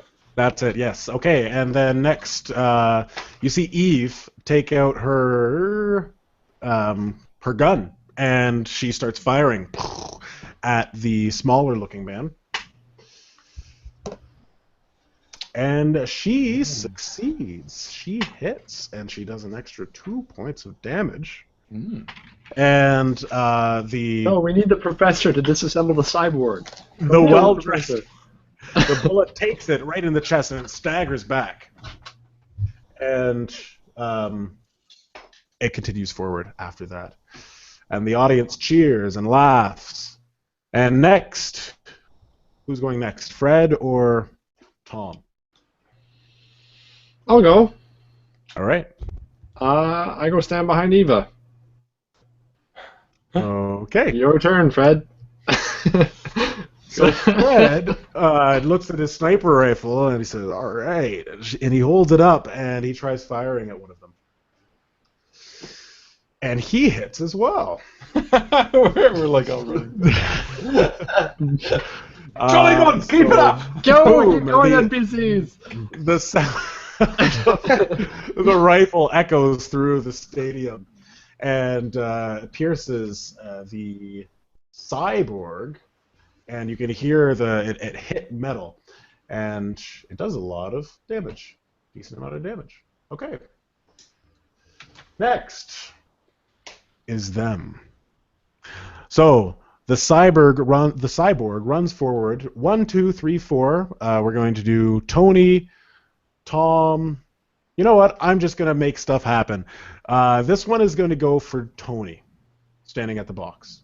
Oh, I didn't have to do that. So, Tony, I want you to roll a defense to try to get out of the way. Now, you can use speed if you like to use effort.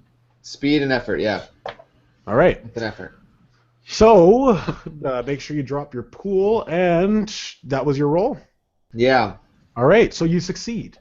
Nice. So you managed to nimbly get out of the way just as the cyborg swings towards you.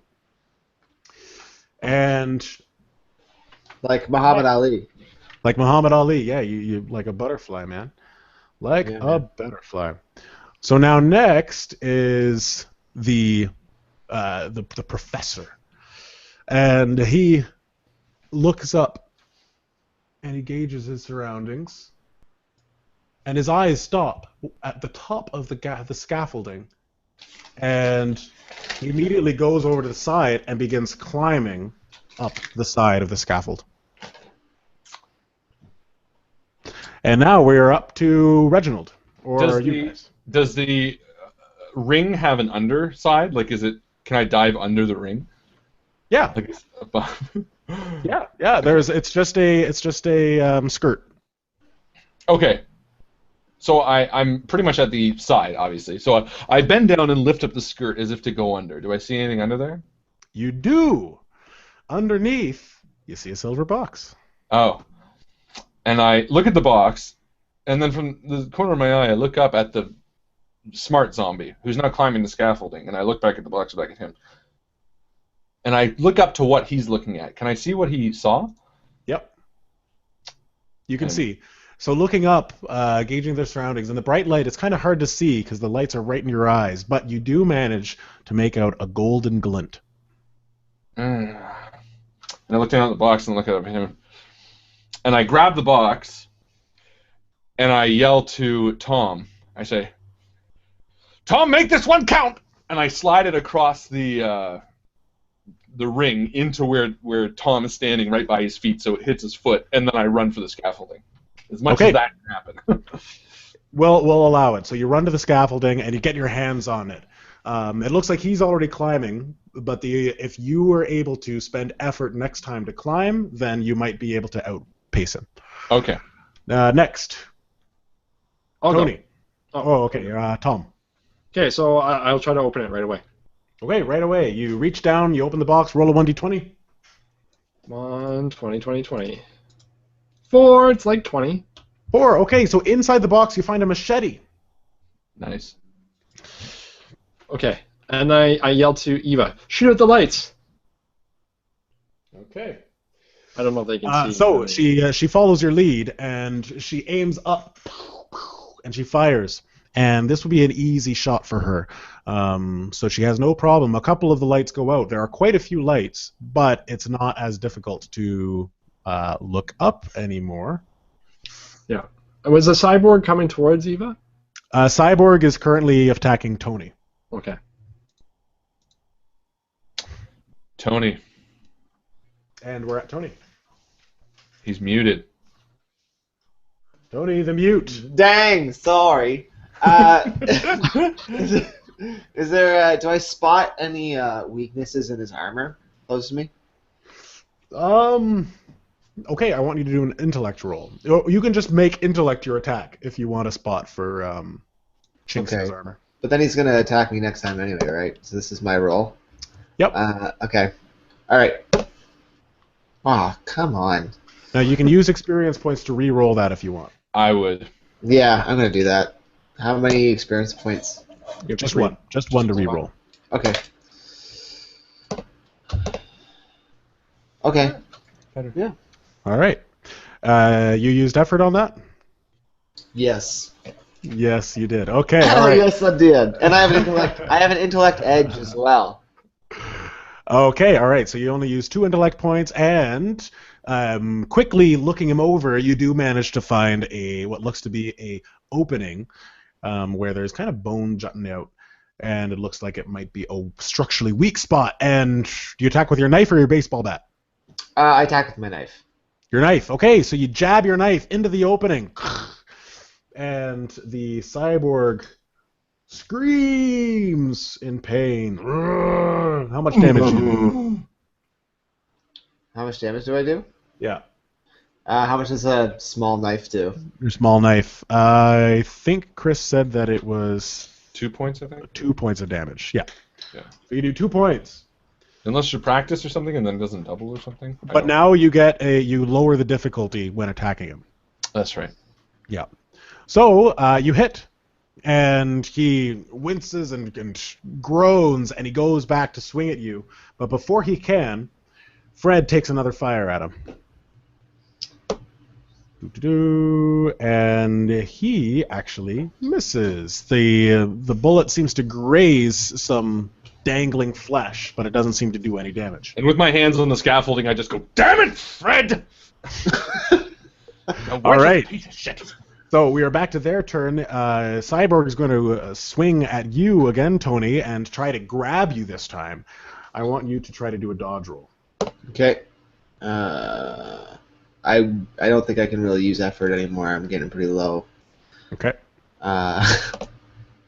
Hey. 15. Okay. Yeah. So he reaches for you, and you manage to jump just out of his reach. And the smart one keeps on climbing up the scaffolding. And we're up to you, Reginald. Are you going to use effort to... It's the only way I'd be able to surpass him, correct? Yeah. Are we close to each other at all, or are we on either sides of the scaffold? You're on opposite sides. Okay. Then I'll look at him, and I'll use effort to get above him. All right. I'm coming for you! All of a sudden you got a Boston I'm coming accent? for you! Oh, okay. There we go. Kind of, yeah. Well, it was more out of character than in character. I'll be coming for you, if you wait for me, please. All right, you got it. Okay, so roll. Oh, right. 11, and I lowered its speed, so I'm at 1. Okay, so you rip up the wall, and you get to the top of the scaffolding, and you see that he's still climbing. His slow, numb zombie hands aren't as quick as yours, and you have access to the golden box. Ah, you idiot. And I open the box. Roll 1d20. Come on, 2. 2, okay. So, inside you find a bright yellow, it looks like some sort of frame, but it looks like you could brace it around your back and put it on your arms, and it will add hydraulic power to your punches. Then I will do it. And I'll turn around and go, "Get away from her, you bitch!" So yes, that Let's do is this, Doc. It's a little smaller, but it also is significantly heavy, so your speed is down when you put on it. So you add 10 temporary might to your pool, but you take away 5 speed. Well, then I don't put it on, because I would die. I only have 1 speed right now.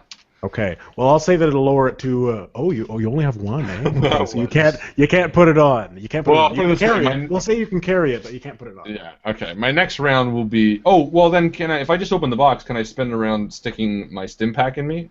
One of them. Sure. Yeah. Then let's do that. And it's 1d6. Yep. That's epic. You like open it up, you're like, oh, this thing's heavy.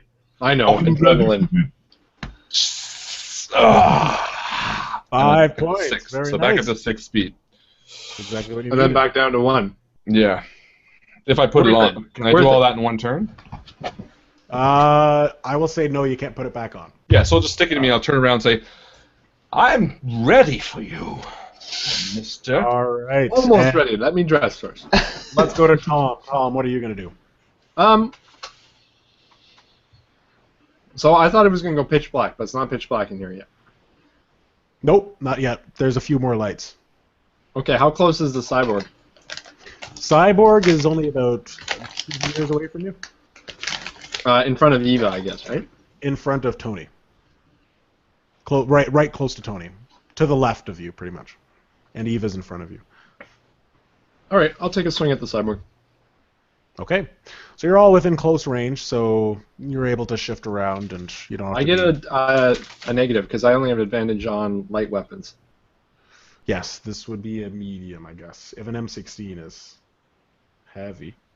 I imagine a machete is at least a medium. Okay. All right. You know what? Actually, I think I have advantage on both. Because I took my last descriptor, or focus, gives me able to use a medium weapon. Okay. Oh. All right. Let's do it. So you're gonna 13. roll. Okay, 13. So, and you said you have an advantage? No, I just am able to use it. I'm trained in it. Okay, so you do manage to hit it. And describe to me, you do 3 points of damage, and the machete sinks into it, and you see the spark of life fade away from the cyborg out of its right eye. Now describe how it happens. How do you kill it? Well, seeing the cyborg and seeing how bad a shot Fred is, I feel like there's nothing, and I scream in this like petrified scream, and I go ah! And I stab it, and I aim for the hose that's connecting its ear to its shoulder in the trap there, and I can see the fluid going through, and I stab it, and I keep stabbing, and fluid just keeps spraying out of it as he slowly drains of life. And you hear the audience cry out in shock. And after a moment of silence from the crowd, they erupt in applause.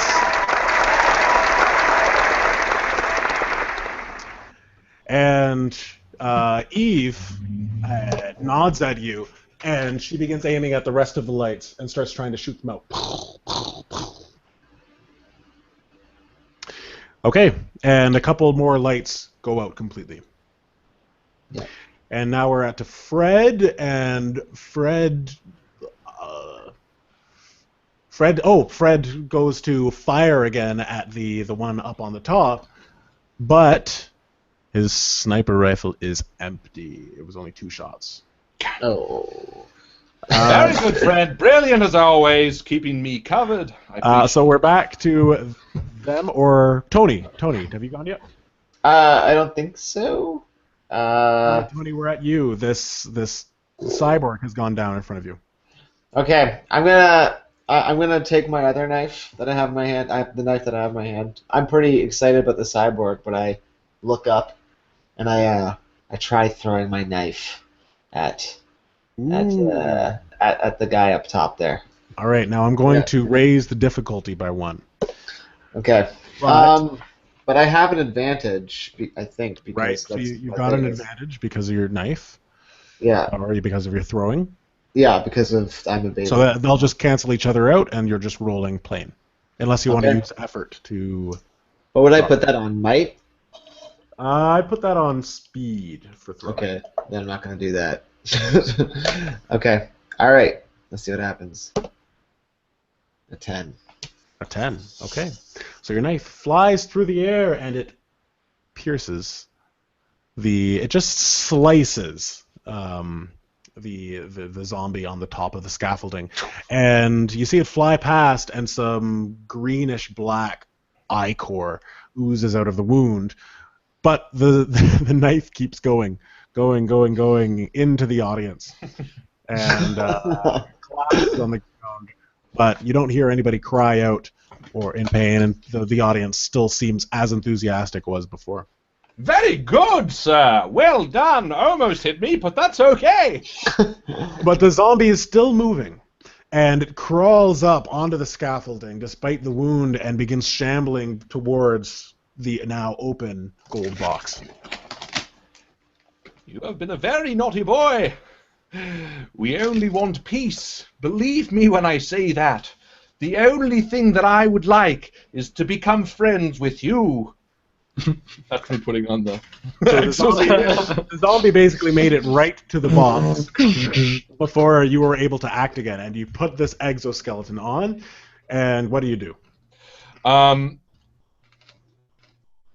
think I just push him off. I don't think I would really... Look, I understand you're back from the dead. You're probably confused and scared. I've been there. I woke up not 5 minutes ago with the same feeling. Or an hour. Time flies. But I don't need you here, so goodbye. And I'm going to swipe him off the scaffolding. Because it's pretty high up. So, yep, that's pretty high up. It's about 20 feet. He'll take a certain amount of damage for each 10 feet. So I want you to roll for that, and it's might this time. So you can spend might as effort. Right, so now I'm at 15 might, and I'm at 1 speed. And I will. Now, if I spend it, when I take it off, what happens? It's just free might? It's, well, basically, if you get to 0, if you get to whatever your might was before, then you're kind of forced to take it off. Okay. Yeah, but it won't affect your regular pool. But if you spend all of your might, like if you've got 15 and you get down to 5, then you take it off and you've got 5 left. Okay, perfect. So if you, 10 free points of might. Basically. Pretty much, yeah. Then I will definitely lower it 1 tier, because that's the most I can. So I will lower it, and I will roll with an 8. Okay. I might re-roll that if it didn't hit, but do I know? I forget how this works. Do I get to know if it didn't work before I re-roll it? I think so. Yeah, it does actually hit. Okay, then I won't. And your exoskeleton powers up, and with the hydraulics, you send a flying punch into this zombie, and it goes flying. Describe what happens. You kill it. Okay,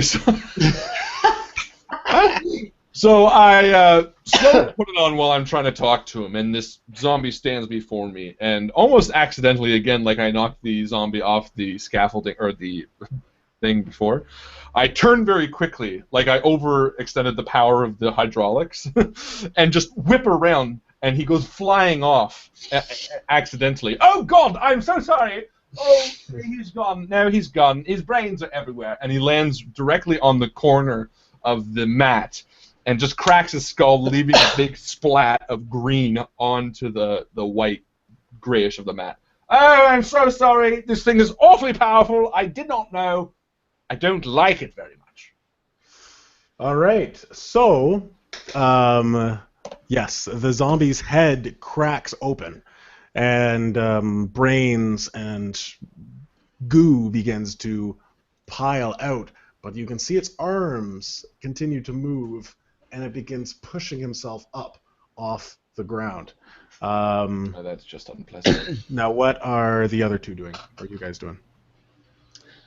I'm Googling things. How many lights do we need? Like, is there a lot of vision still? There's one more set of lights. She's shot out 3 so What far. kind of gun does she have? Because I want to know how many shots. The handgun. Was it like a revolver? Yeah, we'll say it's a revolver because that's definitely safe. Okay. So I tell her to shoot at the last light. Okay. And then I will go and swipe at the... How close is the zombie to me, the one that just fell off? It's across the room. It's closer to Tony, actually. Okay, So then I will do a running elbow drop off the stage. Oh, come on. I was looking for chokeholds to do with a bat. I know, I want the XP. So I'm going to do a running elbow drop. Okay. Run and jump off and do an elbow drop. All right. So reminiscent of Stone Cold Steve Austin, or, you know. All right. So I want you to successfully complete the drop. I want you to do a might action. Can I do a speed roll? Because I think it'd be...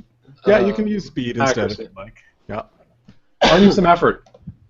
1 tier. Use effort to make it happen? Okay, all right. And I'm going to use an XP to re-roll. There we go. With Oh, a and minor effect. You get a minor effect, so yeah. And you do +3 damage. All right, so describe it. Instead of a minor effect, I actually decided to turn at the last second, turn the machete down and stab that into him as well.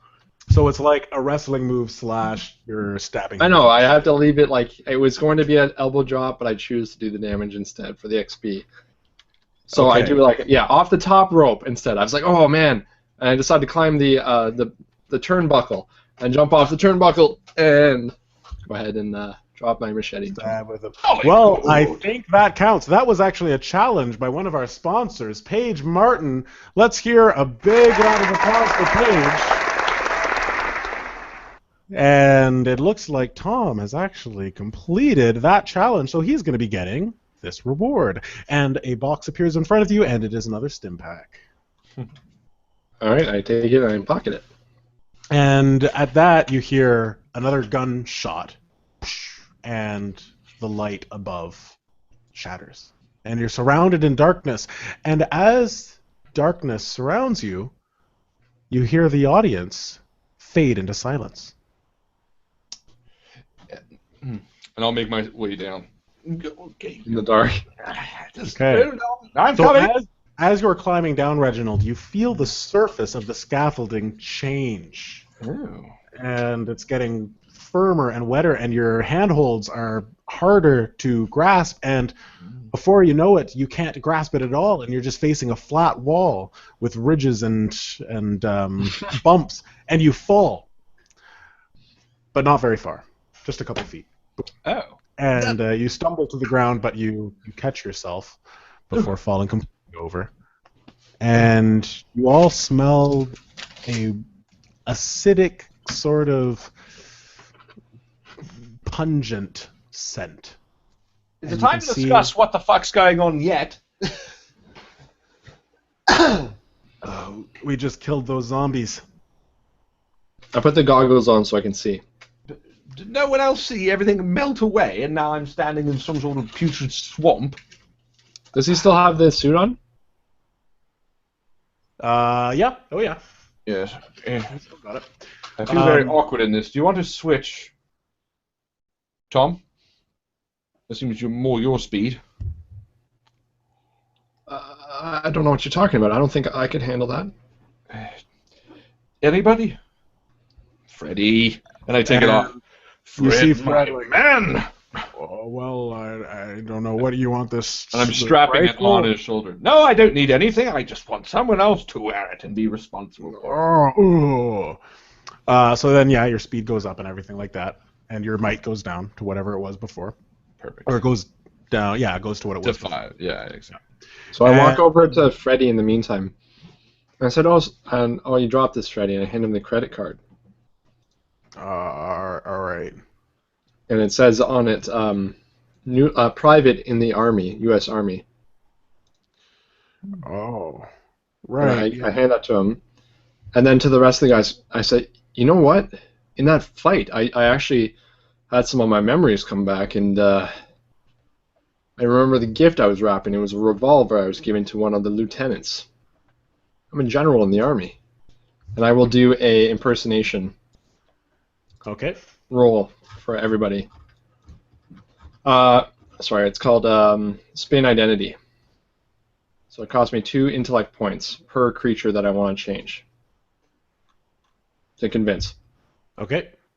So it's going to cost me a total of 1, 2, 3, 4, 5, 6 points. I'll spend them all just to convince them that I am a lieutenant and that the private is a lower standing than me. Okay. Go ahead. Go ahead and roll on him. I don't think I have to roll, do I? Wait, for the safer? I guess. Okay, yeah, I guess not. No, he's got the credit card that says that he's a private. Not only did I use the credit card, but I used a special ability. He has Right. a special ability he's using. Yeah. Okay, so then you are good. He believes that you are his superior. Oh, right. I thought I was a bingo caller for 38 years, but I guess I But was wait, a do we private for a while. Wait, do believe we him as a believe- lieutenant as well? You all believe I'm a lieutenant now. Yes, and I remember my name too. My name is actually Lieutenant William Foster. I was in the 3rd Regiment of the East Coast, Utah. In Utah, I was regimented. Yeah. You don't need to roll anything against us, though? Apparently not. I'll read it to you if you'd like. Yeah, read it again. Yeah. You convince all intelligent creatures who you can see, hear, and understand that you are someone or something other than who you actually are. You don't impersonate a specific individual known to the victim. Instead, you convince the victim that you are someone they do not know belonging to a certain category of people or from the government. I'm just a simple farmer. Your commander sent me. A disguise isn't necessary, but a good disguise will almost certainly be on a set to the role involved. Oh, to the role involved. If you attempt to convince more than one creature, the intellect cost increases by 1 per additional victim. Field creatures remain so for an hour unless your actions or the circumstances reveal your true identity. Earlier action. So what does he roll against? Just to success? Yeah. Well, no. It's it just lasts for an hour, but he has to use more intellect to do Right, I've used 6 intellect, so I'm down quite a bit. But I have No, to it's- roll. yeah. Yeah, you still have to roll something, though. It said he had to roll. it. Oh, okay. So what should I roll? But that's what I don't get. What does he have to roll against? Rolling against you guys. Okay, because he used 6 intellect, house rule, this is completely house rule. I'm just going to say that you're going to add 6 to your roll, Tom, and then everybody else rolls a 1d20. House rule, it's not how they would normally do it, but just for quickness, Okay. let's just do that. Sure. So 18. Oh. And 8. Okay. And I believe it. We tied there. And, oh, okay. So, Lieutenant! Very good. Why are we following her? Why don't we follow him? He's a lieutenant in the goddamn army. I walk over to Fred, who's in the suit now, and I take the gun away from him. I think I'll be more useful with that.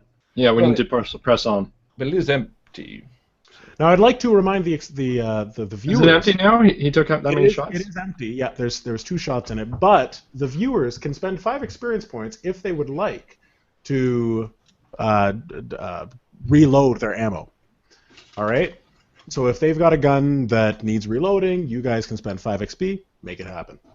All right. So you guys are standing in this dark, what feels like a cavern.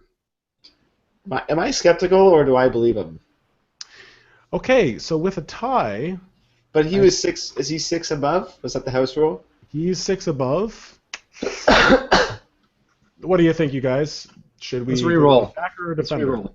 Just I'm do going to say, personally, I would say he buys it only because none of us know our backstories anyway. Yeah.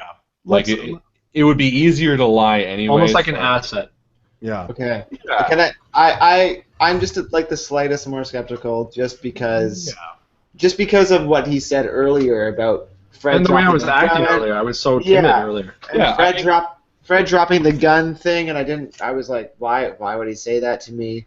So I'm just kind of like, all right. Yeah, I think you'd buy it, but you would be skeptical. So there. Yeah. Guys, do you have any idea where we are? I have an idea. Well, we're in a game show. Things I have changed no idea. around us. Things changed. I shot out the lights and everything changed. Reginald, you may be right. We may not. Well, I mean, we know that we're in a show now, but how can they change it so quickly? I mean, we haven't even gone anywhere, and things are different. I haven't moved a step. What's important at this point is to figure out how we win said game. They said it was a game show. Okay, great, perfect. But how do we win it? We press on. We press on until we get out of here. Very good. Logic I agree with, but can all of us equally win? Meaning is they're losers. I think we could have easily lost back there in the ring. And we work together. And Eva nearly died from the chuds that we faced in the caves, or in the walkway back there. What is a chud? Who? Something that in the army we call carnivorous humanoid underground dwellers. What made them underground? Technical term for evildoers who like to eat human. They don't see the sun much, so their skin gets all scaly-like. Righto. With your newfound background, you seem to have developed an accent as well. Like I said, I remembered a lot. As you were talking, Reginald, you hear something. I hear something behind me. Yes. Hello. Yeah. There's nothing there. And you turn around and you see something coming out of the rocks, shambling towards you. Oh. And it looks like it's got chunks of rock sticking off of it, as if it's creating some sort of armor. But it looks humanoid. Oh, that's terrible. It is right up close next to you, but you have time to react. You noticed it in time to react. So you guys get to go first, and then it's whatever this weird creature is. I'll enthrall it. You give them time to escape. Sure. Oh, hello, I didn't see you quite there. You look like a rock man of sorts. I hope that we haven't disturbed your peaceful slumber, for we are mere travelers in this land which we know nothing of. May I ask your name, perchance, to dream? Well met. I agree with such things, and I hope we can remain good friends throughout this. So I'll spend my turn enthralling. Yeah, Okay. so you're doing that. But then you guys also, everybody else starts to hear this kind of creaking and cracking coming from the walls all around you. And these creatures stand out with their bulky bits of rock sticking off of them. Some of them have gems sticking off of them. And they begin shambling towards you. Do they seem violent, or do they seem like zombies in the same way that the others did? They seem like zombies. They're slower. They're much slower than the first ones that you encountered. Okay. All right. So it is up to you guys. It's your call right now. I got this.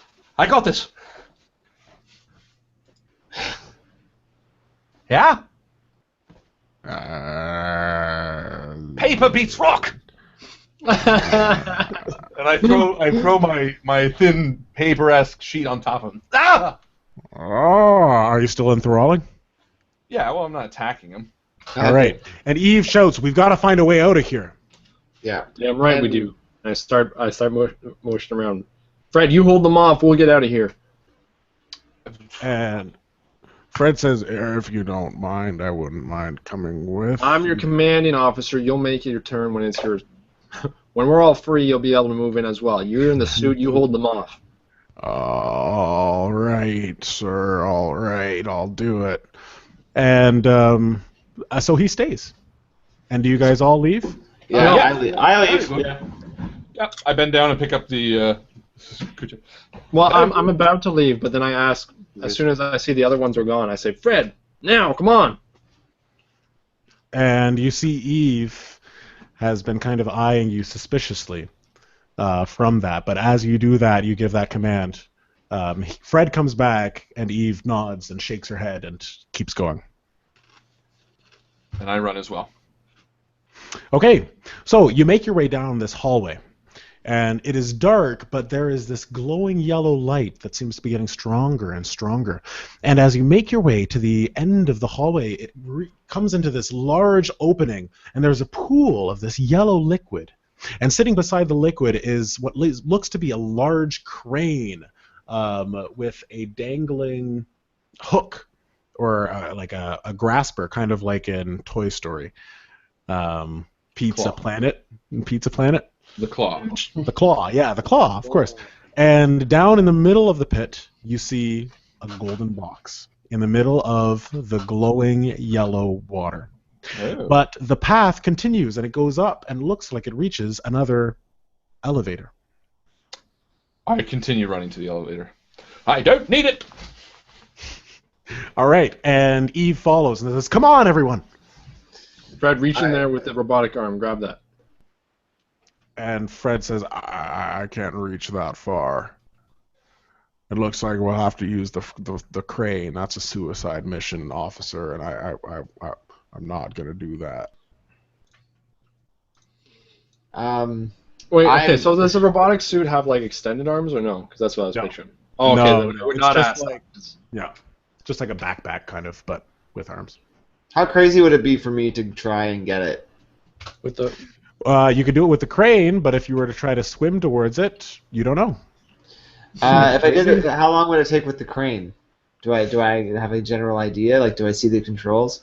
Just because everyone else has gotten a gold box, and I really want one. All right. Okay, so you look at the crane and you see Reginald and Eve run ahead, and Fred and the lieutenant seem to be arguing about something, but the crane is right there. Just leave it! Well, I mean, those rock guys weren't that fast anyway, right? No, they're not very fast at all. Okay, so I give myself, 1 minute to try. Can I? Okay. I'm gonna try. Yeah. So you run to the door of the crane? Yep. Okay. And you open the door, and you hear a and you see something sitting inside spat something at you. And you just have enough time to try to dodge out of the way. Now, it's going to be difficult. Oh, shit. Go ahead, roll a 1d20 for your defense. Okay, I'm going to use effort as well. So I'm down to 3 speed. This is a game where people die. Characters die in this game. I know. I just thought I'd go for it.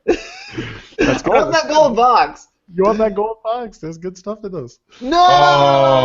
Oh no! Ooh, GM intrusion. Oh. So,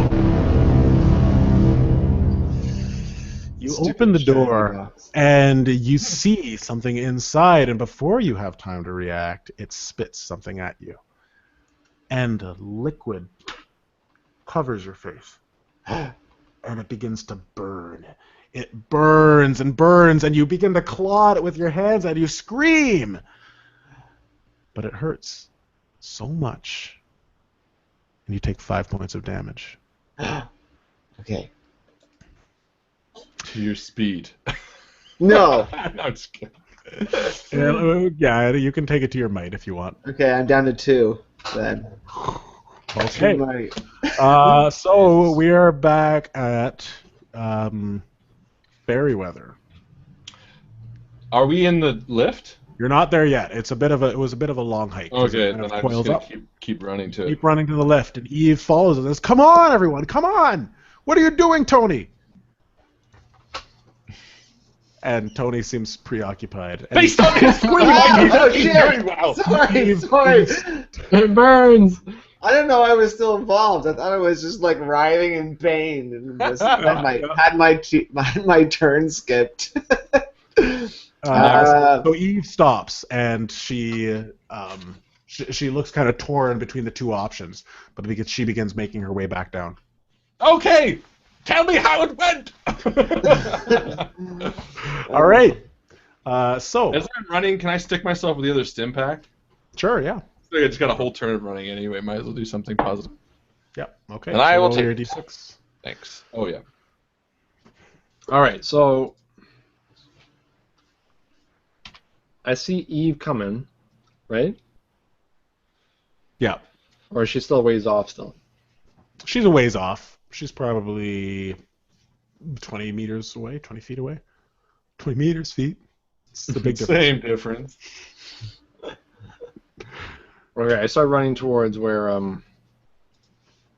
Tony is. And I try to help him close the door. Is he trying to get in there still? Into the crane. Yeah. Yeah. Well, he's recoiled back. He's got the spit on his face. The All right, I acid. try to slam the crane shut, and with the lock that I still have from the locker, I'm going to try to lock the thing, assuming that there's an option for that. Okay. Yep, there is. You can lock it in the handle. All right, so I slam against it. I say, "Private, get over here and help us!" And I'm trying to lock it. So I'll do a strength, a might roll. Okay. 10. All right. So you are going against the zombie's strength, and it is not enough. And you can feel it pushing back, and it isn't. It's just like a couple millimeters away from closing completely. All right, I'm calling for the private. All right. So Fred makes his way over. How am I doing this? And he tries to close the door completely himself too. And with his help, you manage to, in the suit. Well, he gives you an asset, and in the suit as well, it's another asset. You manage to close the door completely. I hit the lock on it. And it clicks shut. Tony, we need to get out of here. We don't need any more. Did you not see the zombie in there? Oh, I don't know if I can see it all anymore. I don't think I would say something that clever. Oh, okay, let's go. All right. All right. So I push. So you push on. You make your way to the thing, the platform, the lift. That's what it's called. And Reginald is quite far in front of you guys. So you're all running towards it. Reginald, I must be there a full turn You are before there. them. you are there, yes. So what does the lift look like? It looks pretty similar to the last one. There's buttons. Are they all and running out? They're running towards you, yeah. Should I just be that guy? I feel like comedically that might work because I could see him being like, "I'm so sorry, I'm trying to keep it." but story-wise, I guess it'd be more interesting if we're all together. So I will. Well, we've got. You can risk it, Harlan. It may or may not 20 work. minutes left. It may or may not You work. know what? Just for fun. For fun, I'll do the classic keeping it open, but I'll be pressing the up button. Hurry quickly! Yeah, I feel like it's lifting without me. I don't know what to do. All right. So, you begin pressing the buttons. Well, I just pressed And up the once. lift, the up, and the lift begins to rise. Hey! And everyone else sees it running. Eve is still back with Tony helping him up, and you're both kind of running together, but at a very slow rate. I do Tom, reach down. I put my hand out to grab someone if they can jump. okay, so Tom, you're running, Mhm. and it looks like you might catch it in time, but you're not sure. It's rising at a pretty quick rate. And Fred takes his exoskeleton and reaches on the ground and starts pulling himself forward hydraulically, running with his arms instead of his legs. Nice. And he runs forward and he pushes himself up and to manage the top of the lift and slowly begins hydraulically pulling himself up. And I help him. Brilliant! Yes, Fred, come, get on the lift. So Tony and Eve starts to slow down. Tony, you're still having trouble seeing. And Eve slows down and she turns to you and she says, "They're leaving us. Those bastards." And she takes out her pistol and she begins firing at the platform, but it just clicks. Jesus! And only you and her know that she's fired, because it doesn't actually fire, it just clicks because she's out of bullets. Oh.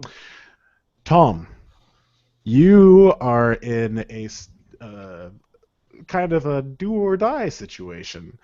You can spend speed points to run. Now, it is going to be a challenging speed roll, and it is going to be a speed roll that you're going to have to use effort before you even apply effort. You're going to have to use points out of your speed pool before you're even allowed to accomplish the task. Does that make sense? Mm-hmm. So if you want to I actually have to catch use this effort, lift, basically. yeah, if you want to accomplish this, if you want to reach it, you can spend 3 points to attempt it, and then you can spend another 3 points if you want to use effort. You know what? I feel like I'm going to call out to the private and say, "Private, you don't leave a man behind." And I'm trying to convince him to not, leaving us. It doesn't make sense. Okay.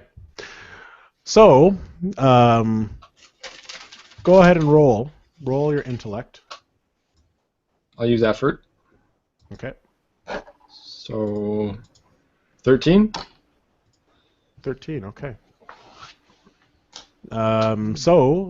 You actually do succeed, and you tell him that, and he says, I really shouldn't. This Private? feels wrong. You're a soldier. You follow orders. And Reginald, you see the private, or you see Fred reaching for the Down button. down button. And I enthrall him. I understand where you're coming from completely. You're a private of the army, a man's man, a real strong man's man. And that's Right. He is your lieutenant. You must do what he says, no matter what. But remember the most important fact, that at the end of the day, you want to survive. It is about the lifelong struggle for it, and he's gone. We're good. I'm just going to enthrall him as long as I need to. So the elevator keeps rising. Yeah, because basically I can do it. I can grab a creature's attention, even if they can't understand, for as long as I do nothing but speak. And I'm not going to do anything but speak until it gets right to the top. So Reginald continues to speak.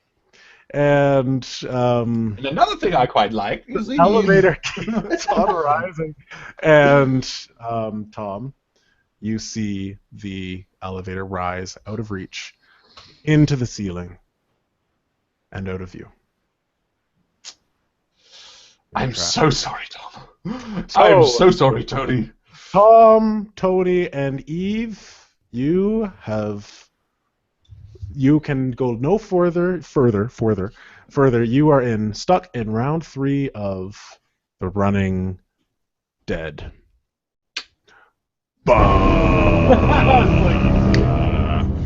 As the But rock Reginald- creatures come down the hall. But Reginald, the elevator lifts. It continues. Yes. And you see the ceiling open, and it looks like a beautiful blue sky with puffy white clouds. Oh, wonderful. Now, see, And- isn't this great?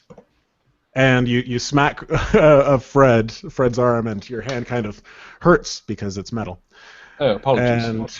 And you reach the top, and it looks like you're in some sort of jungle. You can hear I can hear police in the distance of the jungle. What kind of police?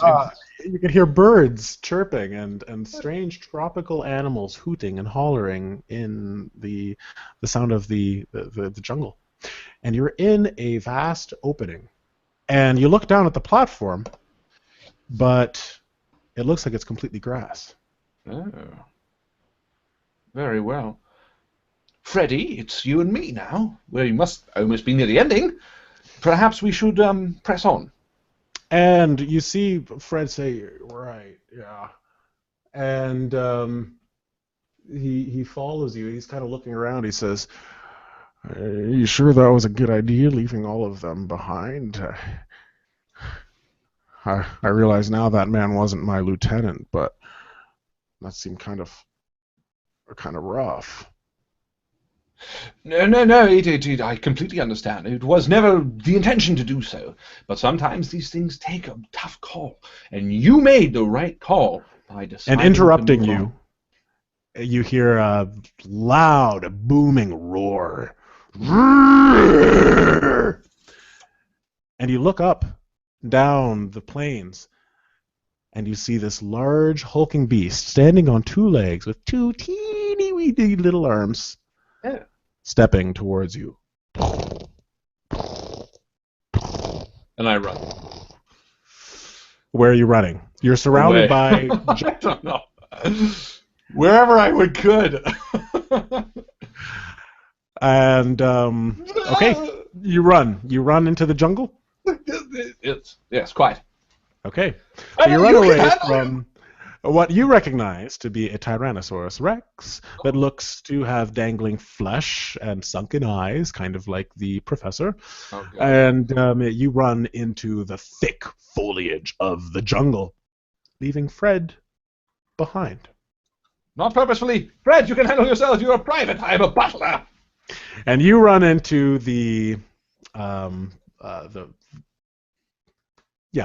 forest, and the sound of the booming footsteps fades behind you. Yes. And you pant a few times and take in your surroundings. And the jungle, even though it's clearly daytime, is very dark. Yes. And the sounds of the jungle that you heard before are ever more present. And they seem to be getting closer. I'm going to do. I want to do my trivia. You can come up with one random fact pertinent to the current situation when you wish it. This is a matter of fact, not conjecture or supposition. It must be something you could have logically read or seen in the past. You can do this one time before it refreshes. So Okay. I just want a random trivia fact. And what is your trivia fact? Are you saying I it? don't or- know. You gotta tell me. It's gotta be factual. So whatever the fact would be about the situation. Okay. So the fact I'm fucked. you know is that the spider monkey makes a sound, a hooting sound, when it is mating season, akin to the toucan. It sounds quite similar to a toucan call, but in fact it is a spider monkey. That is your fact of trivia. Very good. I understand this now. What an utterly useless trait. And something collapses from the ground behind you. You hear a thud. Well, I think the trivia is supposed to be like something that's about Something the that's scenario. useful. Yeah, Well, it like, is. There's spider monkeys here. One of I the haven't even calls that seen you a hear is spider monkey. Why would I know there's a spider monkey here? Sorry, yes. The sound of the spider monkey sounds like a toucan, and you Fair can enough. hear the sound of a toucan. So I know there's spider monkeys then. Yeah, Fair enough. exactly. You're like, Okay. that's Then spider monkey. I'm going to hide. All right. I'm going to make it really difficult for you to end this. I'm going to do a stealth. And I will use 3 to lower it a tier. What do you do for that? What's stealth? Speed? Speed, yeah. Okay. So we'll lower that to 7. And so 15 down 1 tier. Oh, okay. So you manage to find some cover in the foliage, and you hear footsteps around you. And you hear other footsteps around you, and you feel like you are completely surrounded by something. But the footsteps turn away, and they fade into nothingness. And you are left alone with nothing but the sounds of the jungle. Dookie. Where I thrive. So now, Reginald Fairweather is stranded in the jungle. going back to Tom, Tony, and Eve. The three of you compose yourselves, and you gather at Tony, who is just being able to see again. And Eve turns to Tom, who walks up to them, and she says, Tom, maybe there's another way out of here. Those goggles that you have, they might come in handy. Being that they're still on, I take a look around. Do I see anything? Okay. I want you to do a speed roll. Or, an intellect roll for your searching. Can I get a asset? For those, yes. For those. For seeing through? I don't know. Yep. Okay. So, looking around, you begin to turn your head, and as you turn in one particular direction, you start to see just a light glow appear at the bottom of your glasses. And you move past it and it disappears. And you turn back again in the same direction, and the glow gets stronger again. And then you turn, and the glow disappears. Kind of Once like you guys go check by the lift, I'll tour around here and see what I can find. And I start walking away from where the glowing was at first. Okay. So Eve Trying to says, convince them to go elsewhere, and then I'm going to come back. Eve says, no, we stick together. All right. And I start making the same path I was going anyways. And eventually I make my way to where the glowing was. Okay. So it looks like the glowing itself isn't actually coming from that direction. It looks like it's coming from your goggles. And you realize that as you make your way to the wall and you feel it. And you begin looking at it and you hear Eve gasp behind you. Did it just shimmered. And you look closer at the wall. And you put your hand on it? Try to put my hand on it, yeah. Okay.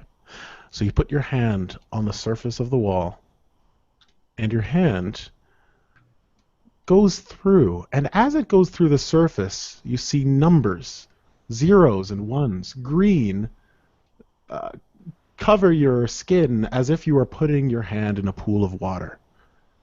And you pull your hand out reflexively.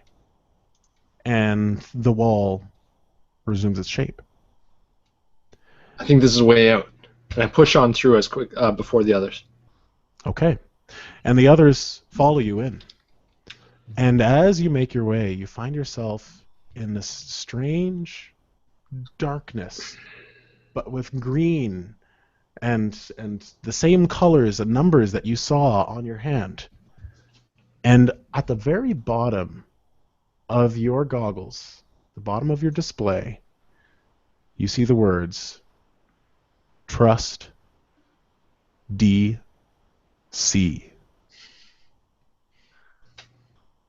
And you continue on. And that's where we're going to end it. Woo! Well, fantastic game, Justin, and what a blast. The Running Dead, ladies and gentlemen.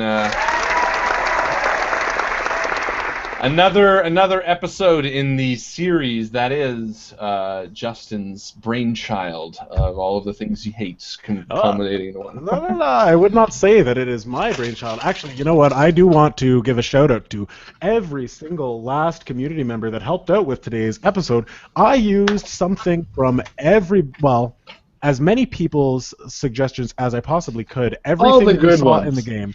Everything that you saw in the game, let's put it this way. I can only fit so much in, but everything that you saw was a suggestion from somebody. So that was Theric at the end. It was Theric, yes. It was Theric. No, that was a suggestion by a couple people. Chris Loritz and Paige Martin wanted to see a zombie dino. But we also have names like Aisha Lyle, Peter Miranda, Mike Kyle, Paige Martin, Bob Lyle, Nathan Buchanan, Mark Fazio.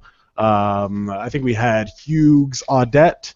And if I missed you, I'm sorry, but thank you very much for your suggestions. All of your Cypher suggestions were great too. They made their way into the game, although some of them didn't get used. I know that the winner didn't actually get used, the ice cream truck. But thank you all. It was I made the campaign just based on every suggestion. So thank you very much, community. You're fantastic. Wonderful creativity. Totally agree. Games like this are extremely fun, especially playing random characters that we won't see again, or maybe we will. So yeah, thank you guys so much for coming, playing along. We are planning on doing lots more Running Dead in the future, so make sure to stick around and subscribe if you're new tonight, if this is the first video you watched of us. We have a ton of videos out, and most importantly, you've joined at such a great time, because next week we are starting a brand new 10-part campaign, GM'd by our very own sexy Mr. Chris Viseau of Deadlands. And Deadlands is one of the coolest RPG systems that we've played, one of the coolest that we've decided to look into, and all that kind of stuff. Is a Wild West, rootin', tootin', cowboy shooting, gritty, nasty, but there's still going to be a lot of fun in it. So come hang out every Wednesday at 8 o'clock. It's what we do. So, again, thank you so much for the community to be here with us tonight. Thank you for all the new viewers and the old viewers. Please join the group if you're not part of the group. Like, share the video, all that kind of stuff. And that's it for me. As Chris always likes to say, we will see you around the table. We'll see you around the table. Guys, good night.